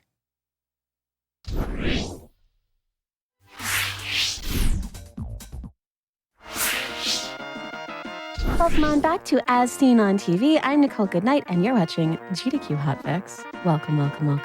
As a reminder, GDQ is going to PAX West this weekend from August 30th to September 2nd. The schedule is now out. If you use !PAX in Twitch chat, you can get more information. Let us know what you're excited to see. GDQ PAX is always super fun. I'm very excited to see that. And also, if you do happen to miss any of our shows or events, be sure to check out the VODs on youtube.com/gamesdonequick, because you can catch all of them there. So no worries if you ever have to miss anything, because you can find it whenever you can. And all right, we are back, of course, with another super fun game. I'm very excited. I'm not going to keep you waiting any longer. We're going to jump right in with Jangle Storm and Mickey no Tokyo Disneyland. Well, hello there. Good evening, I guess, for most of you over there. It's actually way past midnight over here, but I'm here. I'm I'm here, Jangle Storm, with some Mickey no Tokyo Disneyland Daibōken. And as the title suggests, this is a game that was only released in Japan. Although there's a really good translation patch available as well And the title roughly translates as Mickey's Great Adventure in Tokyo Disneyland. So you know where we're going to be roughly. So yeah, it's a really neat Super Famicom game with it's a Disney game. Lots of cool movement tech, which I'll be showing off throughout the game. Yeah, first of all, let's go into the options because just to explain, I'll be playing on easy difficulty. So this gives you additional HP, which is really good for damage boosts and the like. And also there's, on the other difficulties, there's a couple of other obstacles that this difficulty doesn't have. But yeah, that's it does provide a full experience, so should be fun. All right, so time for tech. The time will start as soon as I select a new game. So that's going to be in 3, 2, 1, go. Good luck. Thank you. They're just skipping the intro here. So you wonder, what is this game about? Well, balloons. We're going to be using a lot of balloons throughout the game. It's our main source of movements, also our main source of attacking, which you will see soon enough.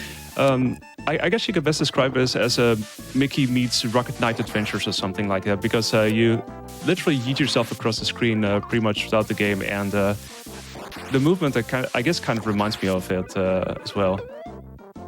So, yeah, you saw the gas balloons, which make me fly through the air, and these are the water balloons, which I can use in multiple ways. It's the primary source of attacking, but you can also use it to drop on buttons, and you can press them. So there's like multiple ways that you can use them as well.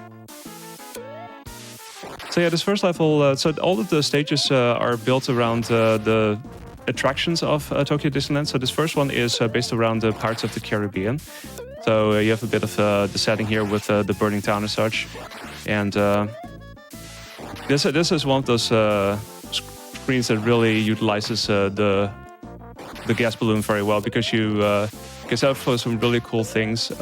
So you can attack both horizontal, or you can fly both horizontally and diagonally and vertically.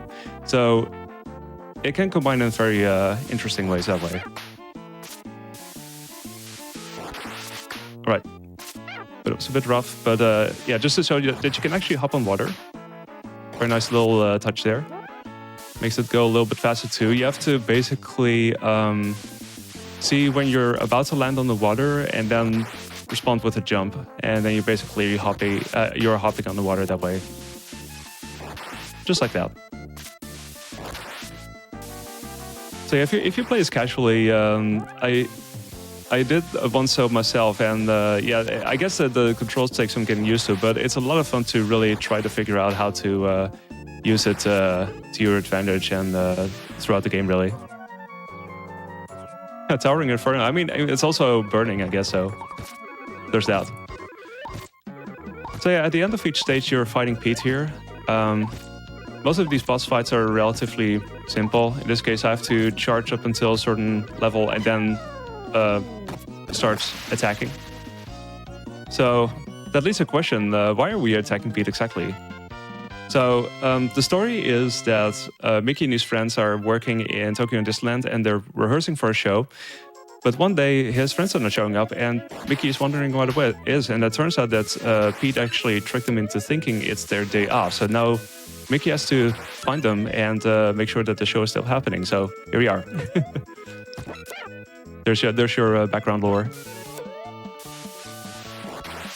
So this second level starts off here in Death Mount, on Big Thunder Mountain, with this vertical climb of sorts. So you'll be seeing a lot of vertical action here.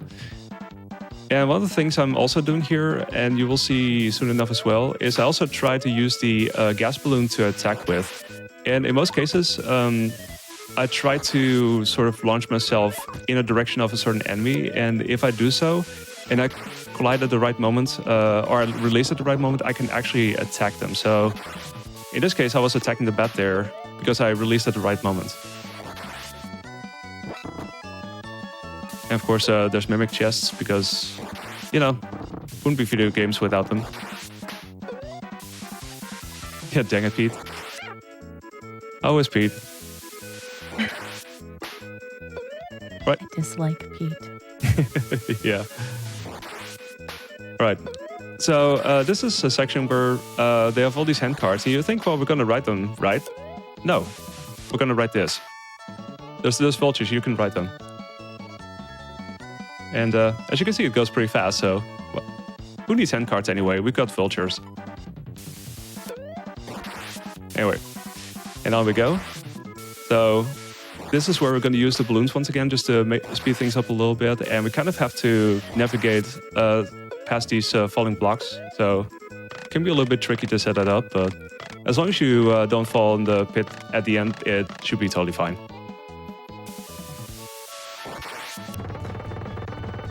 Okay, so this area is actually, this is like the longest room in the level. So also means if you wind up dying here, then you will lose quite a bit of time, of course. But you should be able to do this. Just gonna do this, because we have enough velocity that we can send ourselves across that gap there, and without the wind blowing us upwards. There's going to be more of that later on, but first we're going to deal with some bats and go through some narrow gaps. And we're going to build a bridge out of these water balloons. So, well, I'm saying bridge. I'm laying down a couple of these, and then I'm just calling it good. I'm just going to send myself across the rest, really. Because it's a speedrun after all. Okay, time for another climb. You can bounce on these. Another feature of the water balloons. And then I'm gonna try and do this. Because I'm setting myself upwards, and normally you would just float upwards towards the gap there, but if you release at the right moment, you can actually set up for the drop right in the opening there, which is always nice to get. Yeah, there's a lot of spikes here. Actually, the other difficulties have additional spikes built in, so they've made it a little bit tougher that way. It's like a small thing, but still. Okay, all aboard. Gonna fight Pete once again. This is more timing based. We have to charge and then jump and then make sure that we release as Pete gets out of his iframes. So we cannot attack like right away, but we have to wait a little bit, so that does the job. Yeah, I mean it's still a bridge, right? I would say it's enough of a bridge. It kind of resembles it. All right, it's time for Splash Mountain. We're gonna take a ride down Splash Mountain, something like that. We'll see. First off, starting in these caves here. There's some cool stuff you can do here potentially, where you can also use the water hopping to jump over that enemy there, for instance. But you need the right setup for that, so if you don't get it, that's still fine. It's just taking a little bit longer. And there's these, there's a lot of fish in this area too. Okay, now we have a mini boss here. Gonna see if I can set up for. I almost got it. I usually try to set up for like a quicker fight, where I drop double balloons in the same spot, really. And that does finish this fight a little bit quicker, but this is still pretty good. And now we're outside, now we're enjoying the waters and the alligators and the bees and everything. As you can tell, this is a pretty crowded area, but lots to do. And it's a really fun screen to kind of travel through. It offers a lot of cool opportunities to find a route through all of it. So it can be really satisfying to do that quickly. See, there we go. Making the way, clearing the path for this right here.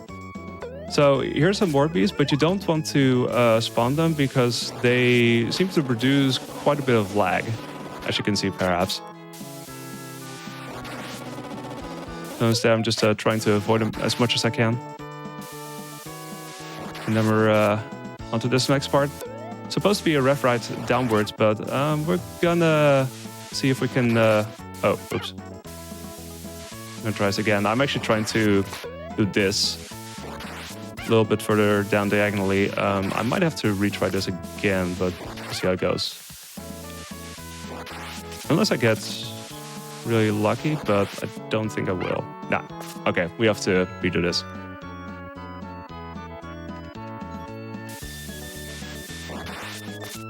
Yeah, there's an extra bar for when Mickey goes underwater. Eric's, by the way, is a world record holder in this game with a 23:24, so that's a really quick time. My current fastest time is like about a little over a minute fast, a little bit, or a little over a minute slower. There we go. But it's a fun speedrun to do for sure. This is gotten some new eyes on it a while back, thanks to Smite's channel, who organizes or did organize the speed bump thing, where they were focusing on certain games that weren't speedrunners often, or that may not have had a route yet. And this is one of the games that was featured at some point, and it really brought out a lot of potential of this as a speedrun.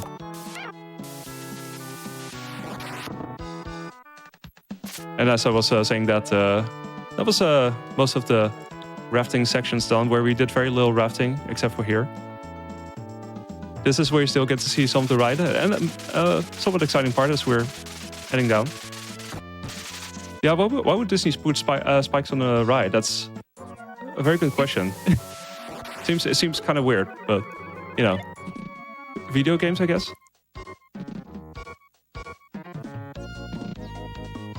All right, so this is a bit of an interesting take on the boss fight, because what we're doing here is we're not really directly fighting Pete. Pete is just basically stomping the ground on the opposite side of the room of the screen, and we're just waiting over here. We're just gonna hang out here. So this is a pretty safe fight to do. So even if you're low in health, you could just do this, and you don't have to worry really about taking damage. So a couple of these alligators, and then we are gonna witness what Pete is in fact doing, because, well, he's surely doing a thing. I'm not sure where it leads, but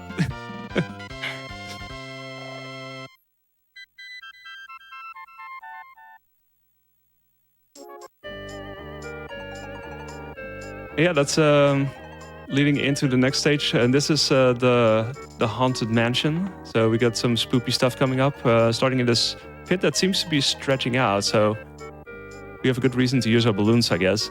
Just launch ourselves upwards like this. A fun thing to point out: if I hold the jump button whilst I'm launching myself like that, I do gain a few extra pixels of height, so that's really useful also in this upcoming section here, because we're going through these doors, and this first room is super vertical. This is probably the most vertical room in the game, I would say, because you have to do this for a little bit. So it's a good test to see if I'm able to float myself upwards consistently. But there we are. Oh yeah, also for those who are photosensitive, there's an upcoming section that has a flashing warning, so be sure to keep that in mind. Going through his door, and yeah, so here we go. We're fighting an orb or something. I'm just ducking here, just releasing these gas balloons somewhat quickly. That does the fight pretty quickly. So yeah, we have to hit these switches, but we don't actually have to hit them. We can actually hit them from the side, because that's how the collision works, apparently. Fun thing.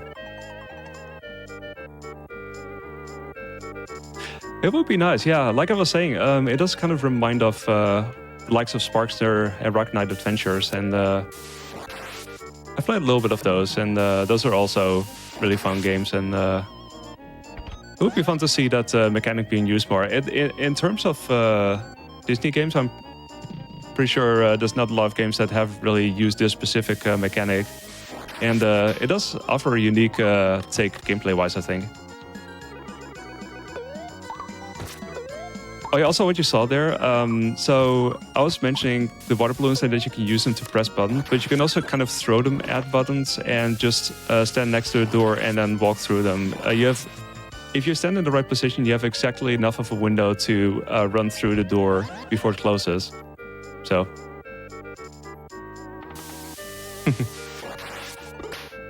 Okay, now time for actual ghosts. Gonna try and see if we can catch up to this ghost. Might take a few tries. But we're basically trying to win this race towards the door, and okay, that was it took a few tries, but there you go. It's a bit of a tight window, but you can sneak yourself past here and then fly upwards and then make it to the door before the ghost does. The game expects you kind of to use the stairs. You have to press the buttons, but it's really slow because doing so actually introduces a lot of lag. So in that sense, it's also the better option. It's a bit more challenging, but if you like challenges, then I could definitely recommend that. Okay, so here we are in the library, the reading room. For those who love to read, it's a nice little moment here. We're not doing a lot of reading here, but it's still a nice place. So there we go. That was the last switch. I really need to set this up a bit better. I'm actually trying to do these charges and dashes to get to the door quicker, and you basically use this combination of horizontal and diagonal charges to get to the doors especially quick, and sometimes you can line it up so you land right in front of the door. So there's some cool stuff you can do there. Okay, this one we actually have to hit both the switches because you know, we're getting further into the game, so obviously there's more switches. I'm pretty sure that's an unwritten rule somehow. That's how you know you're getting further in. That's how you know you make progress. Yeah, exactly. I feel like there should be like a graph that's like switches to time played ratio. Mm-hmm. Yeah.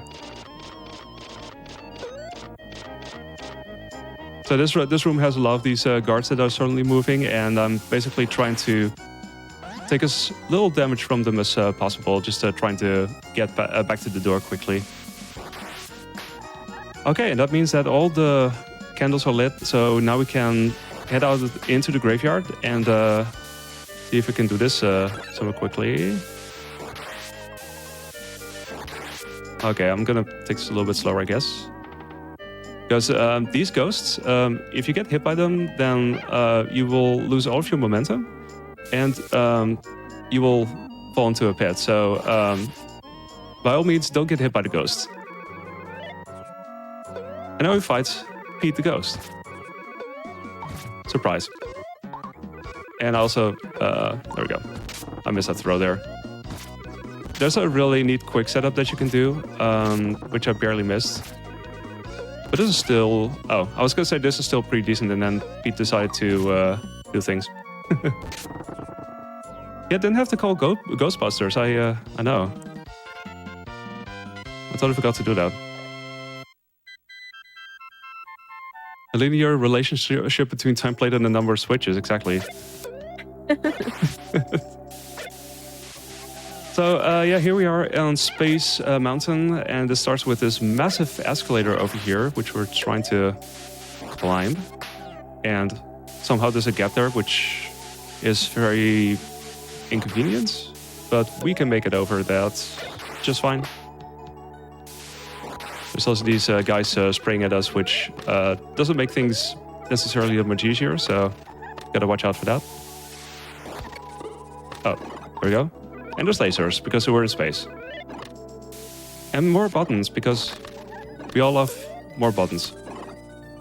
Yeah, in this case, we're just gonna launch...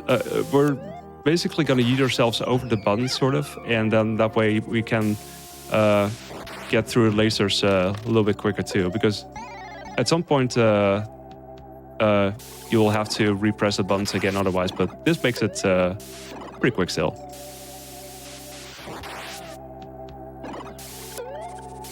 So this room kind of goes up and down a little bit. You got these tiny little robots that you have to avoid. There's another room like that later on as well. Seems the no-show compliant, yeah. You would think so. There's some things here. Oh yeah, this room. I'm not sure if it's really audible on stream, but it's kind of noisy. So I'm sorry. I'm sorry. What? There you go. Short but sweet. But yeah, first the spikes in the previous attractions, and now the gap in the escalator. There's some weird stuff going on. I'm not sure if it's quite open yet for public usage or something. All right. So as I was mentioning, this actually looks pretty similar to the previous room, except there's this chest that we're gonna grab for some invincibility, and that makes it way easier to get past all of these guys. Because normally you would have to damage boost quite a lot, and the damage taken animation is pretty long too, so if you can skip that, that's always sweet. Hey, Toad with the raid. Welcome in, Raiders. Welcome to Mickey no Tokyo Disneyland Daibōken, which I'm currently showing off here on As Seen on TV. And we're currently where we're supposed to ride a roller coaster, I think, but we're skipping it because we can do that.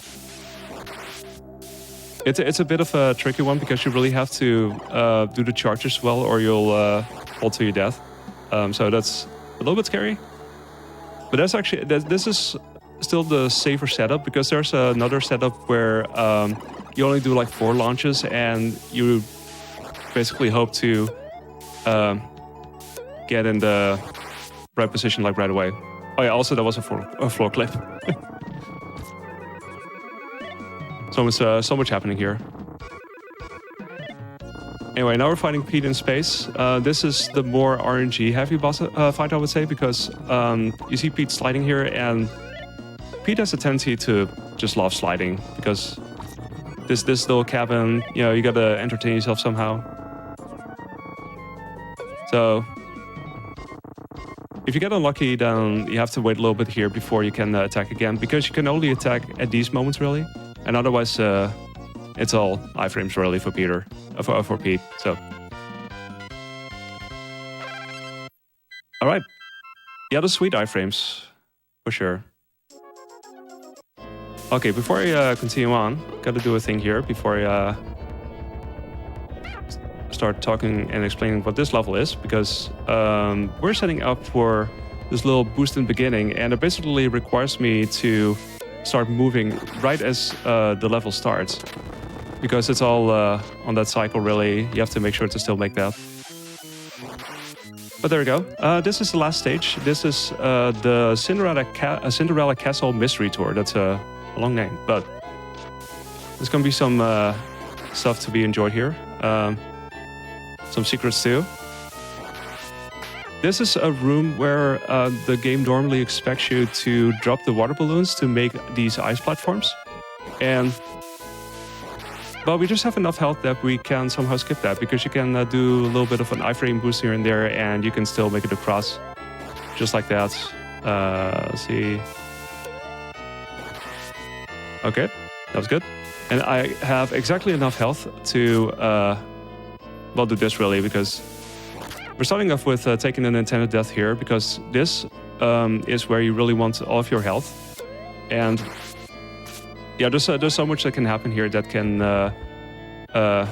result in a lot of time loss if it goes wrong. So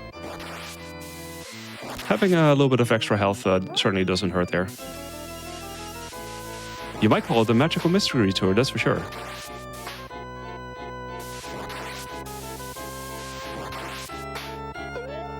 So there we go. Slide over the gap there. It's very nice if it lines up like that, and you can get past the wrecking balls like that. There's a nice flow to it sometimes. There we go, and this is where we're gonna do a big jump, and then we don't take the platforms, but we're gonna go across here. Again, I have to make sure that I don't I don't refill the balloons at the wrong moments, because you don't want to fall down, of course. So, but there we go. there's actually a small chance that door might despawn if I fly at the right height. I'm not sure which the right height is, but it is possible. That saves some time too. You don't have to press the button. Okay, now we're fighting this dragon. Yeah, it's easy to take damage from this boss, or this mini-boss. But if you stand in the right position, you can sort of minimize the chance of damage taken there, because yeah, if you jump at the right moment, you might actually still be safe from all of that somehow. It's weird. There we go. Ooh, I fell there. I was actually trying to set up for a thing. It looks pretty cool. It's actually a good thing that I died here, not during the mid-boss fight just now, because that would have sent me back to the previous screen, which was really long. So in that sense, that is a relief for sure. Okay, I'm gonna set this up a little bit slower, I think. But it's a really cool thing that you can do here, where you can do only you only have to do like 3 launches, and that way you can exactly line it up so that you land over here. That's especially a cool thing if you can pull it off. But yeah, down there, there's a little bit of safety, some extra balloons you can pick up for health. And yeah, it's time for the final boss fight. So this is a fight that's kind of based on the movie The Black Cauldron. So see some of that here. First, before we actually get to Pete, we have to fight these skeletons. They will appear in the same places basically, so I pretty much know where I want to drop the balloon. So I first do 2 balloons on the right side, then on the left side. And then I kind of go around it and finish up the rest. And this is where Pete starts appearing, and we have to attack Pete as soon as we can. So you see this, well, this dust, I guess. That's when you have to wait before you can start attacking. So I have to wait a certain moment. And also I have to make sure to be on the right side, because otherwise I get caught by the skeletons. And then for the next phase, they add like an extra touch, namely wind. So this is where we really will need the health, since it's very easy to take damage since we're getting quite a bit of knockback, and the chances of getting hit by those skeletons is pretty big. So either I have to time well, or I just have to, yeah, I just have to watch out anyway, so. Okay, it's definitely a good thing I got that health. Anyway, this should be the last hit. Time is going to be as soon as the screen fades to black, so get ready for that. Defeated Pete once more, and that's time. GG. Thank you. Yeah, that was a little tour across Tokyo Disneyland. Some attractions there. And oh boy, we found Pluto. All of our friends are finally here again. Good times. So yeah, this wraps up the story where, you know, basically turns out that Pete decided to trick them into thinking it was their day off because he really wanted to be a part of the show. He was kind of envious in a way, I guess. And well, Mickey forgives him, and he can join. So they're gonna do the show. Thanks for the GGs, everybody. So yeah, the story itself is not super dramatic or anything, but you know, there's stuff happening, and then there's a happy end.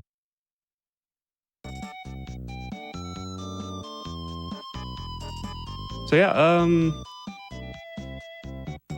I was mentioning the difficulty. So I did play on easy difficulty now. So you do see a couple of scenes here and then the credits.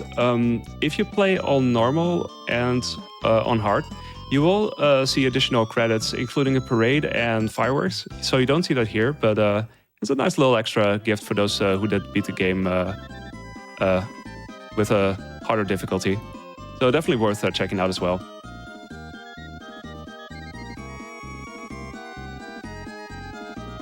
What was my time, by the way? I'm curious. Let me grab that for you 1 second.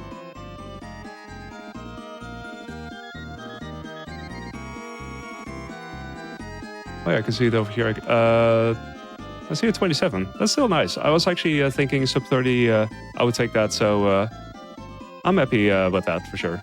Yeah, 27-21. Yeah, very nice. It's a really fun game to watch too. Yeah, So thank you so much for running it. Yeah, thank you. Yeah, for sure. Yeah, glad you enjoyed. And this game, it's also a lot of fun casually. And as a speedrun, it's also really satisfying to learn because there's so much that you can do in terms of movement tech and a lot of stuff that you can also kind of experiment with. So definitely worth checking out if you're interested. So there we go. And do you stream this often, or what have you been streaming lately? So I do stream a variety of speedruns over on my channel. Lately, I've been focusing more on ActRaiser professional mode, which is also a lot of fun. Also, certainly challenging, but it's been a lot of fun to run that as well. But I do, besides that, I do a variety of speedruns over my channel as well. Lots of retro stuff and some indie platforming stuff on the side too. So yeah. Awesome. Well, chat, please feel free to check out Jangle Storm for more speedrunning. And again, thank you so much for joining. That was a really, really fun game to watch, and I had a good time, so I appreciate it. You're welcome. Yeah, thank you for having me, and yeah, enjoy the rest. What's still coming up, and yeah, I'm gonna sign off. It's definitely getting late over here, but I'm really glad that I was able to do this still. Some late night Mickey in Tokyo Disneyland. So. Yep. Yeah, I appreciate you jumping on when it was so late for you. Thank you again. Yeah, sure thing. Chat, hang on in there. We have one more run for you in just a little bit. But as a quick reminder before we take a break, Games Done Quick Express is returning to TwitchCon from September 20th to 22nd. Use !GDQX in Twitch chat for more info and let us know what you're hoping to see at the event. And with that, go get something to drink, stretch. We'll be right back in just a few minutes. Welcome back to As Seen on TV on GDQ Hotfix. I'm Nichole Goodnight. And we have one more run for you tonight, but first I want to remind you that your subs, Prime Gaming subs, gift subs, and bits cheered on the GDQ Twitch channel help support Games Done Quick Hotfix. Like this one. That was the wrong... I didn't mean to cry there. I'm so sorry. There we go. We figured it out. If you enjoy watching speedruns, consider subscribing to the channel or I will cry. I apologize about that in advance. But we have one final run for you tonight. So, and it's going to be an interesting one because this is As Seen on TV. However, our runner tonight isn't going to be seeing anything because they're going to be running the Powerpuff Girls Chemical Extraction 100% blindfolded. So that being said, Kefka, go ahead and take it away. All right. First of all, thanks for having me back. This is my second time. course. Yeah, this is my second time running for As Seen on TV. I think I did commentary once as well. It's always a good time. And as Nichole said, yes, even though this is As Seen on TV, I'm not going to be able to see anything. I have a blindfold here that I'll be pulling down right before I start the run. Just for some disclosure, for those of you who might be skeptical, this is a sleeping mask from a hospital. So no, I cannot see through this at all. So we're going to be going into this totally blind. It could go great. To be honest, it could go terribly. We'll see. There's quite a bit of RNG in this game. I can work around it. We'll see what happens. Let's just dig right into this. Actually, though, before I start, I'll go ahead and explain what we're going to be doing a little bit with the run here. We have to beat every fight with Blossom, Bubbles, and Buttercup to unlock the true final boss. And then we'll beat the true final boss as well, of course. And that's really about all there is to it. We're going to start with Blossom. I'm going to go ahead and get the blindfold on now. One thing for tech people to know, just to be sure, on the final fight, normally I would give it an time, but I'm not going to be able to see. So when you see the word win after you know I'm in the final fight, that is the time ending. So, you know, yeah, let's just get right into it.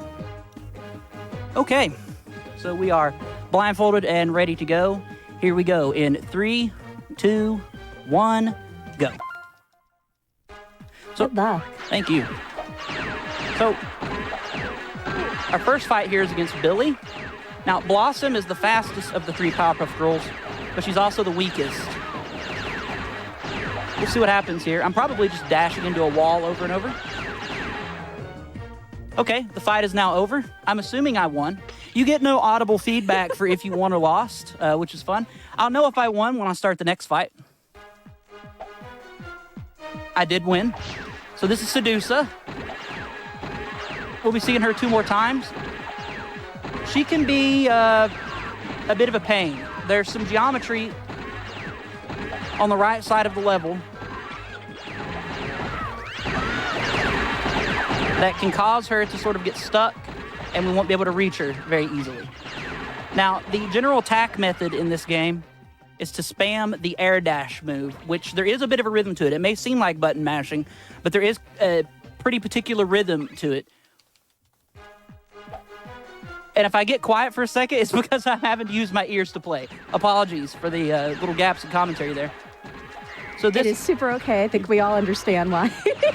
So this is Princess. Princess usually goes pretty okay.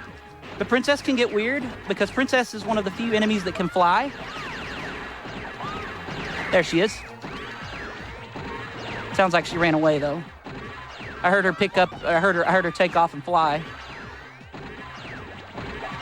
We'll see here. So essentially what I try to do is get myself established in a corner somewhere.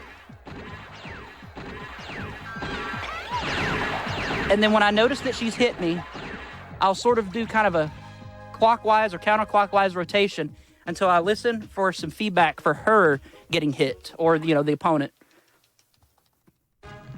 Okay, we did win, so that's good. So this is Fuzzy Lumpkins.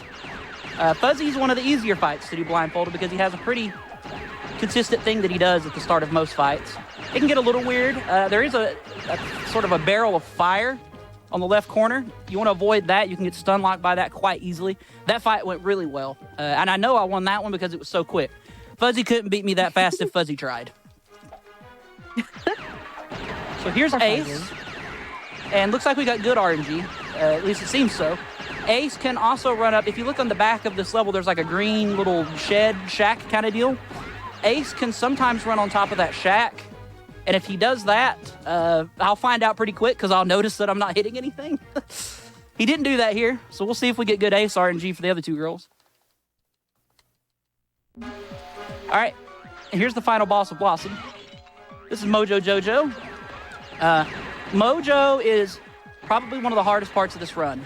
And it's because if I lose, there's not another fight after Mojo to do, and I won't have any feedback on if I won or lost. And please don't tell me if I did. I'll find out at the end if I did, and then I can flail around and hopefully figure out what's happening. I believe I won. That fight was pretty quick, but there's a chance I got stuck in the steam and died. We'll find out. Now we're gonna do Bubbles. So Bubbles is a little bit slower than Blossom, but she's considerably stronger. And the way this works is we use Blossom first to kind of get her out of the way because she's so, yeah, you can see how fast that fight was over. Yeah, Bubbles is a good bit stronger. So now Sedusa, which is one of the fights that can go very wrong very easily.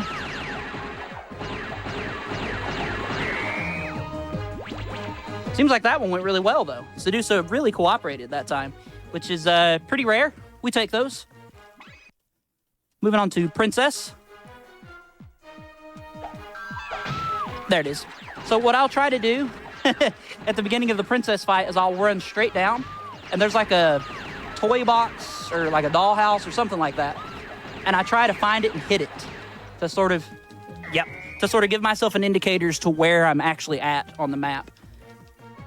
Usually works. Keyword being usually. Yep, so here's Fuzzy. Uh-oh. Something's went a little strange. I'm not hearing the sounds I want to be hearing. There he is. Yeah. Okay, so here's where things get interesting. I need quiet for just a second, please. After this fight, there's a bit of a menuing thing. And now we're Bubbles again, I hope.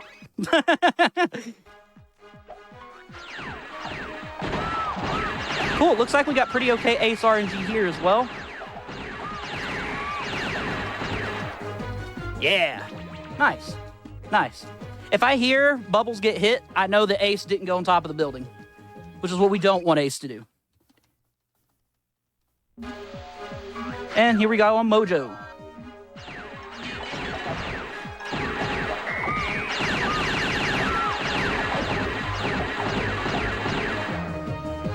Wow. Wow. Interesting. That might be the fastest blindfolded Mojo I've ever done. I have no idea what happened. I don't know exactly how it panned out. But we take those. What I'm going to do here... So I've loaded back into Mojo, but that's for a reason. It's so we can get back to default as Blossom, and now I know I'm on Buttercup. Blindfolded strats. Let's go. So this is Buttercup. Buttercup moves the slowest, but has the highest attack. As such, you'll see some fights end very fast like that. So now a lot of these fights, I have what we call normalized setups within blindfold speedrunning. I essentially know the direction that they're going to be going. Some fights, they go in a consistent direction, the opponent does. And I know if I hold my stick in a specific direction, I'll be able to get to them more or less 100% of the time. And it happened there as well with Sedusa. I knew that she was going to run kind of like down leftish, so I held down rightish. Now we're on to Princess. Cool. I heard the house, the little dollhouse thing. What?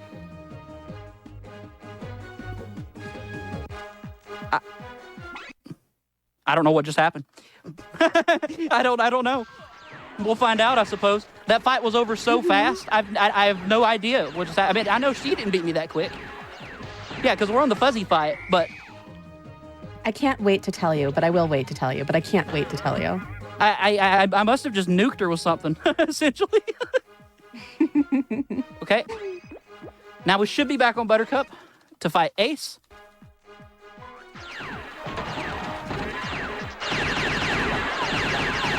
Uh-oh. Oh, no, we didn't get bad RNG. He's down here with us. Oh, it's over. Huh? It's great. It's great because I have to kind of like I have to kind of just like, you know, feel for it and hope for the best.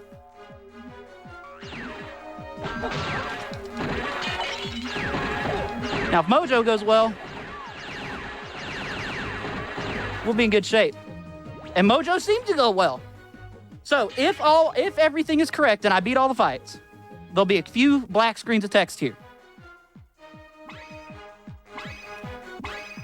We're wonderful. So now we're going to the true final boss against him, and we're going to do it with bubbles. So for the best, gang. Okay, I wanted to get hit there.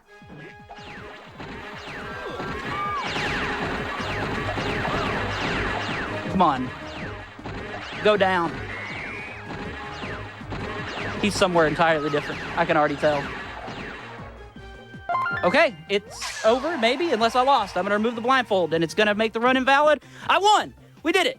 Yeah, whoa! We did it! Sick!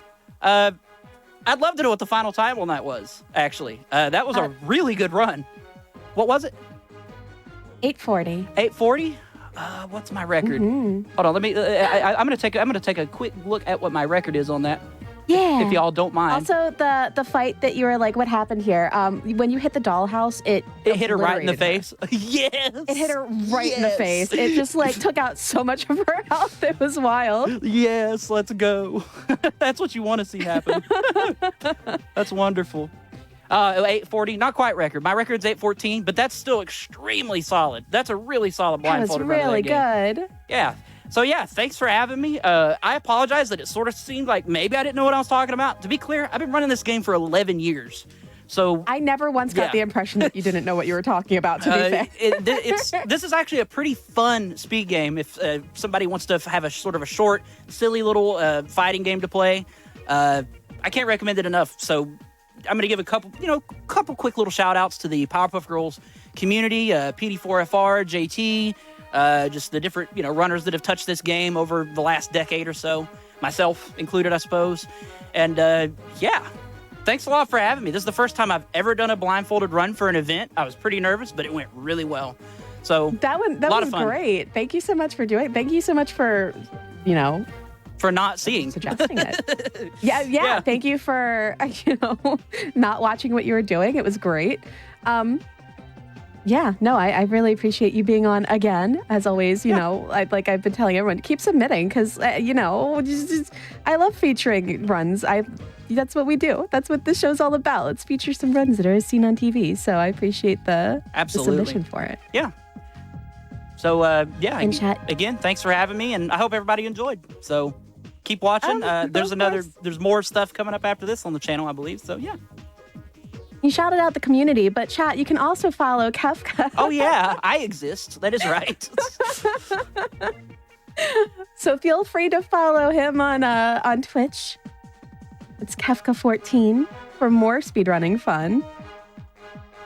And thank you so much again for running this. I appreciate it so much. And chat, as a reminder, stay tuned, because our final show before PAX West 2024 is coming up next. So get something to drink, lock in for some more speedruns, and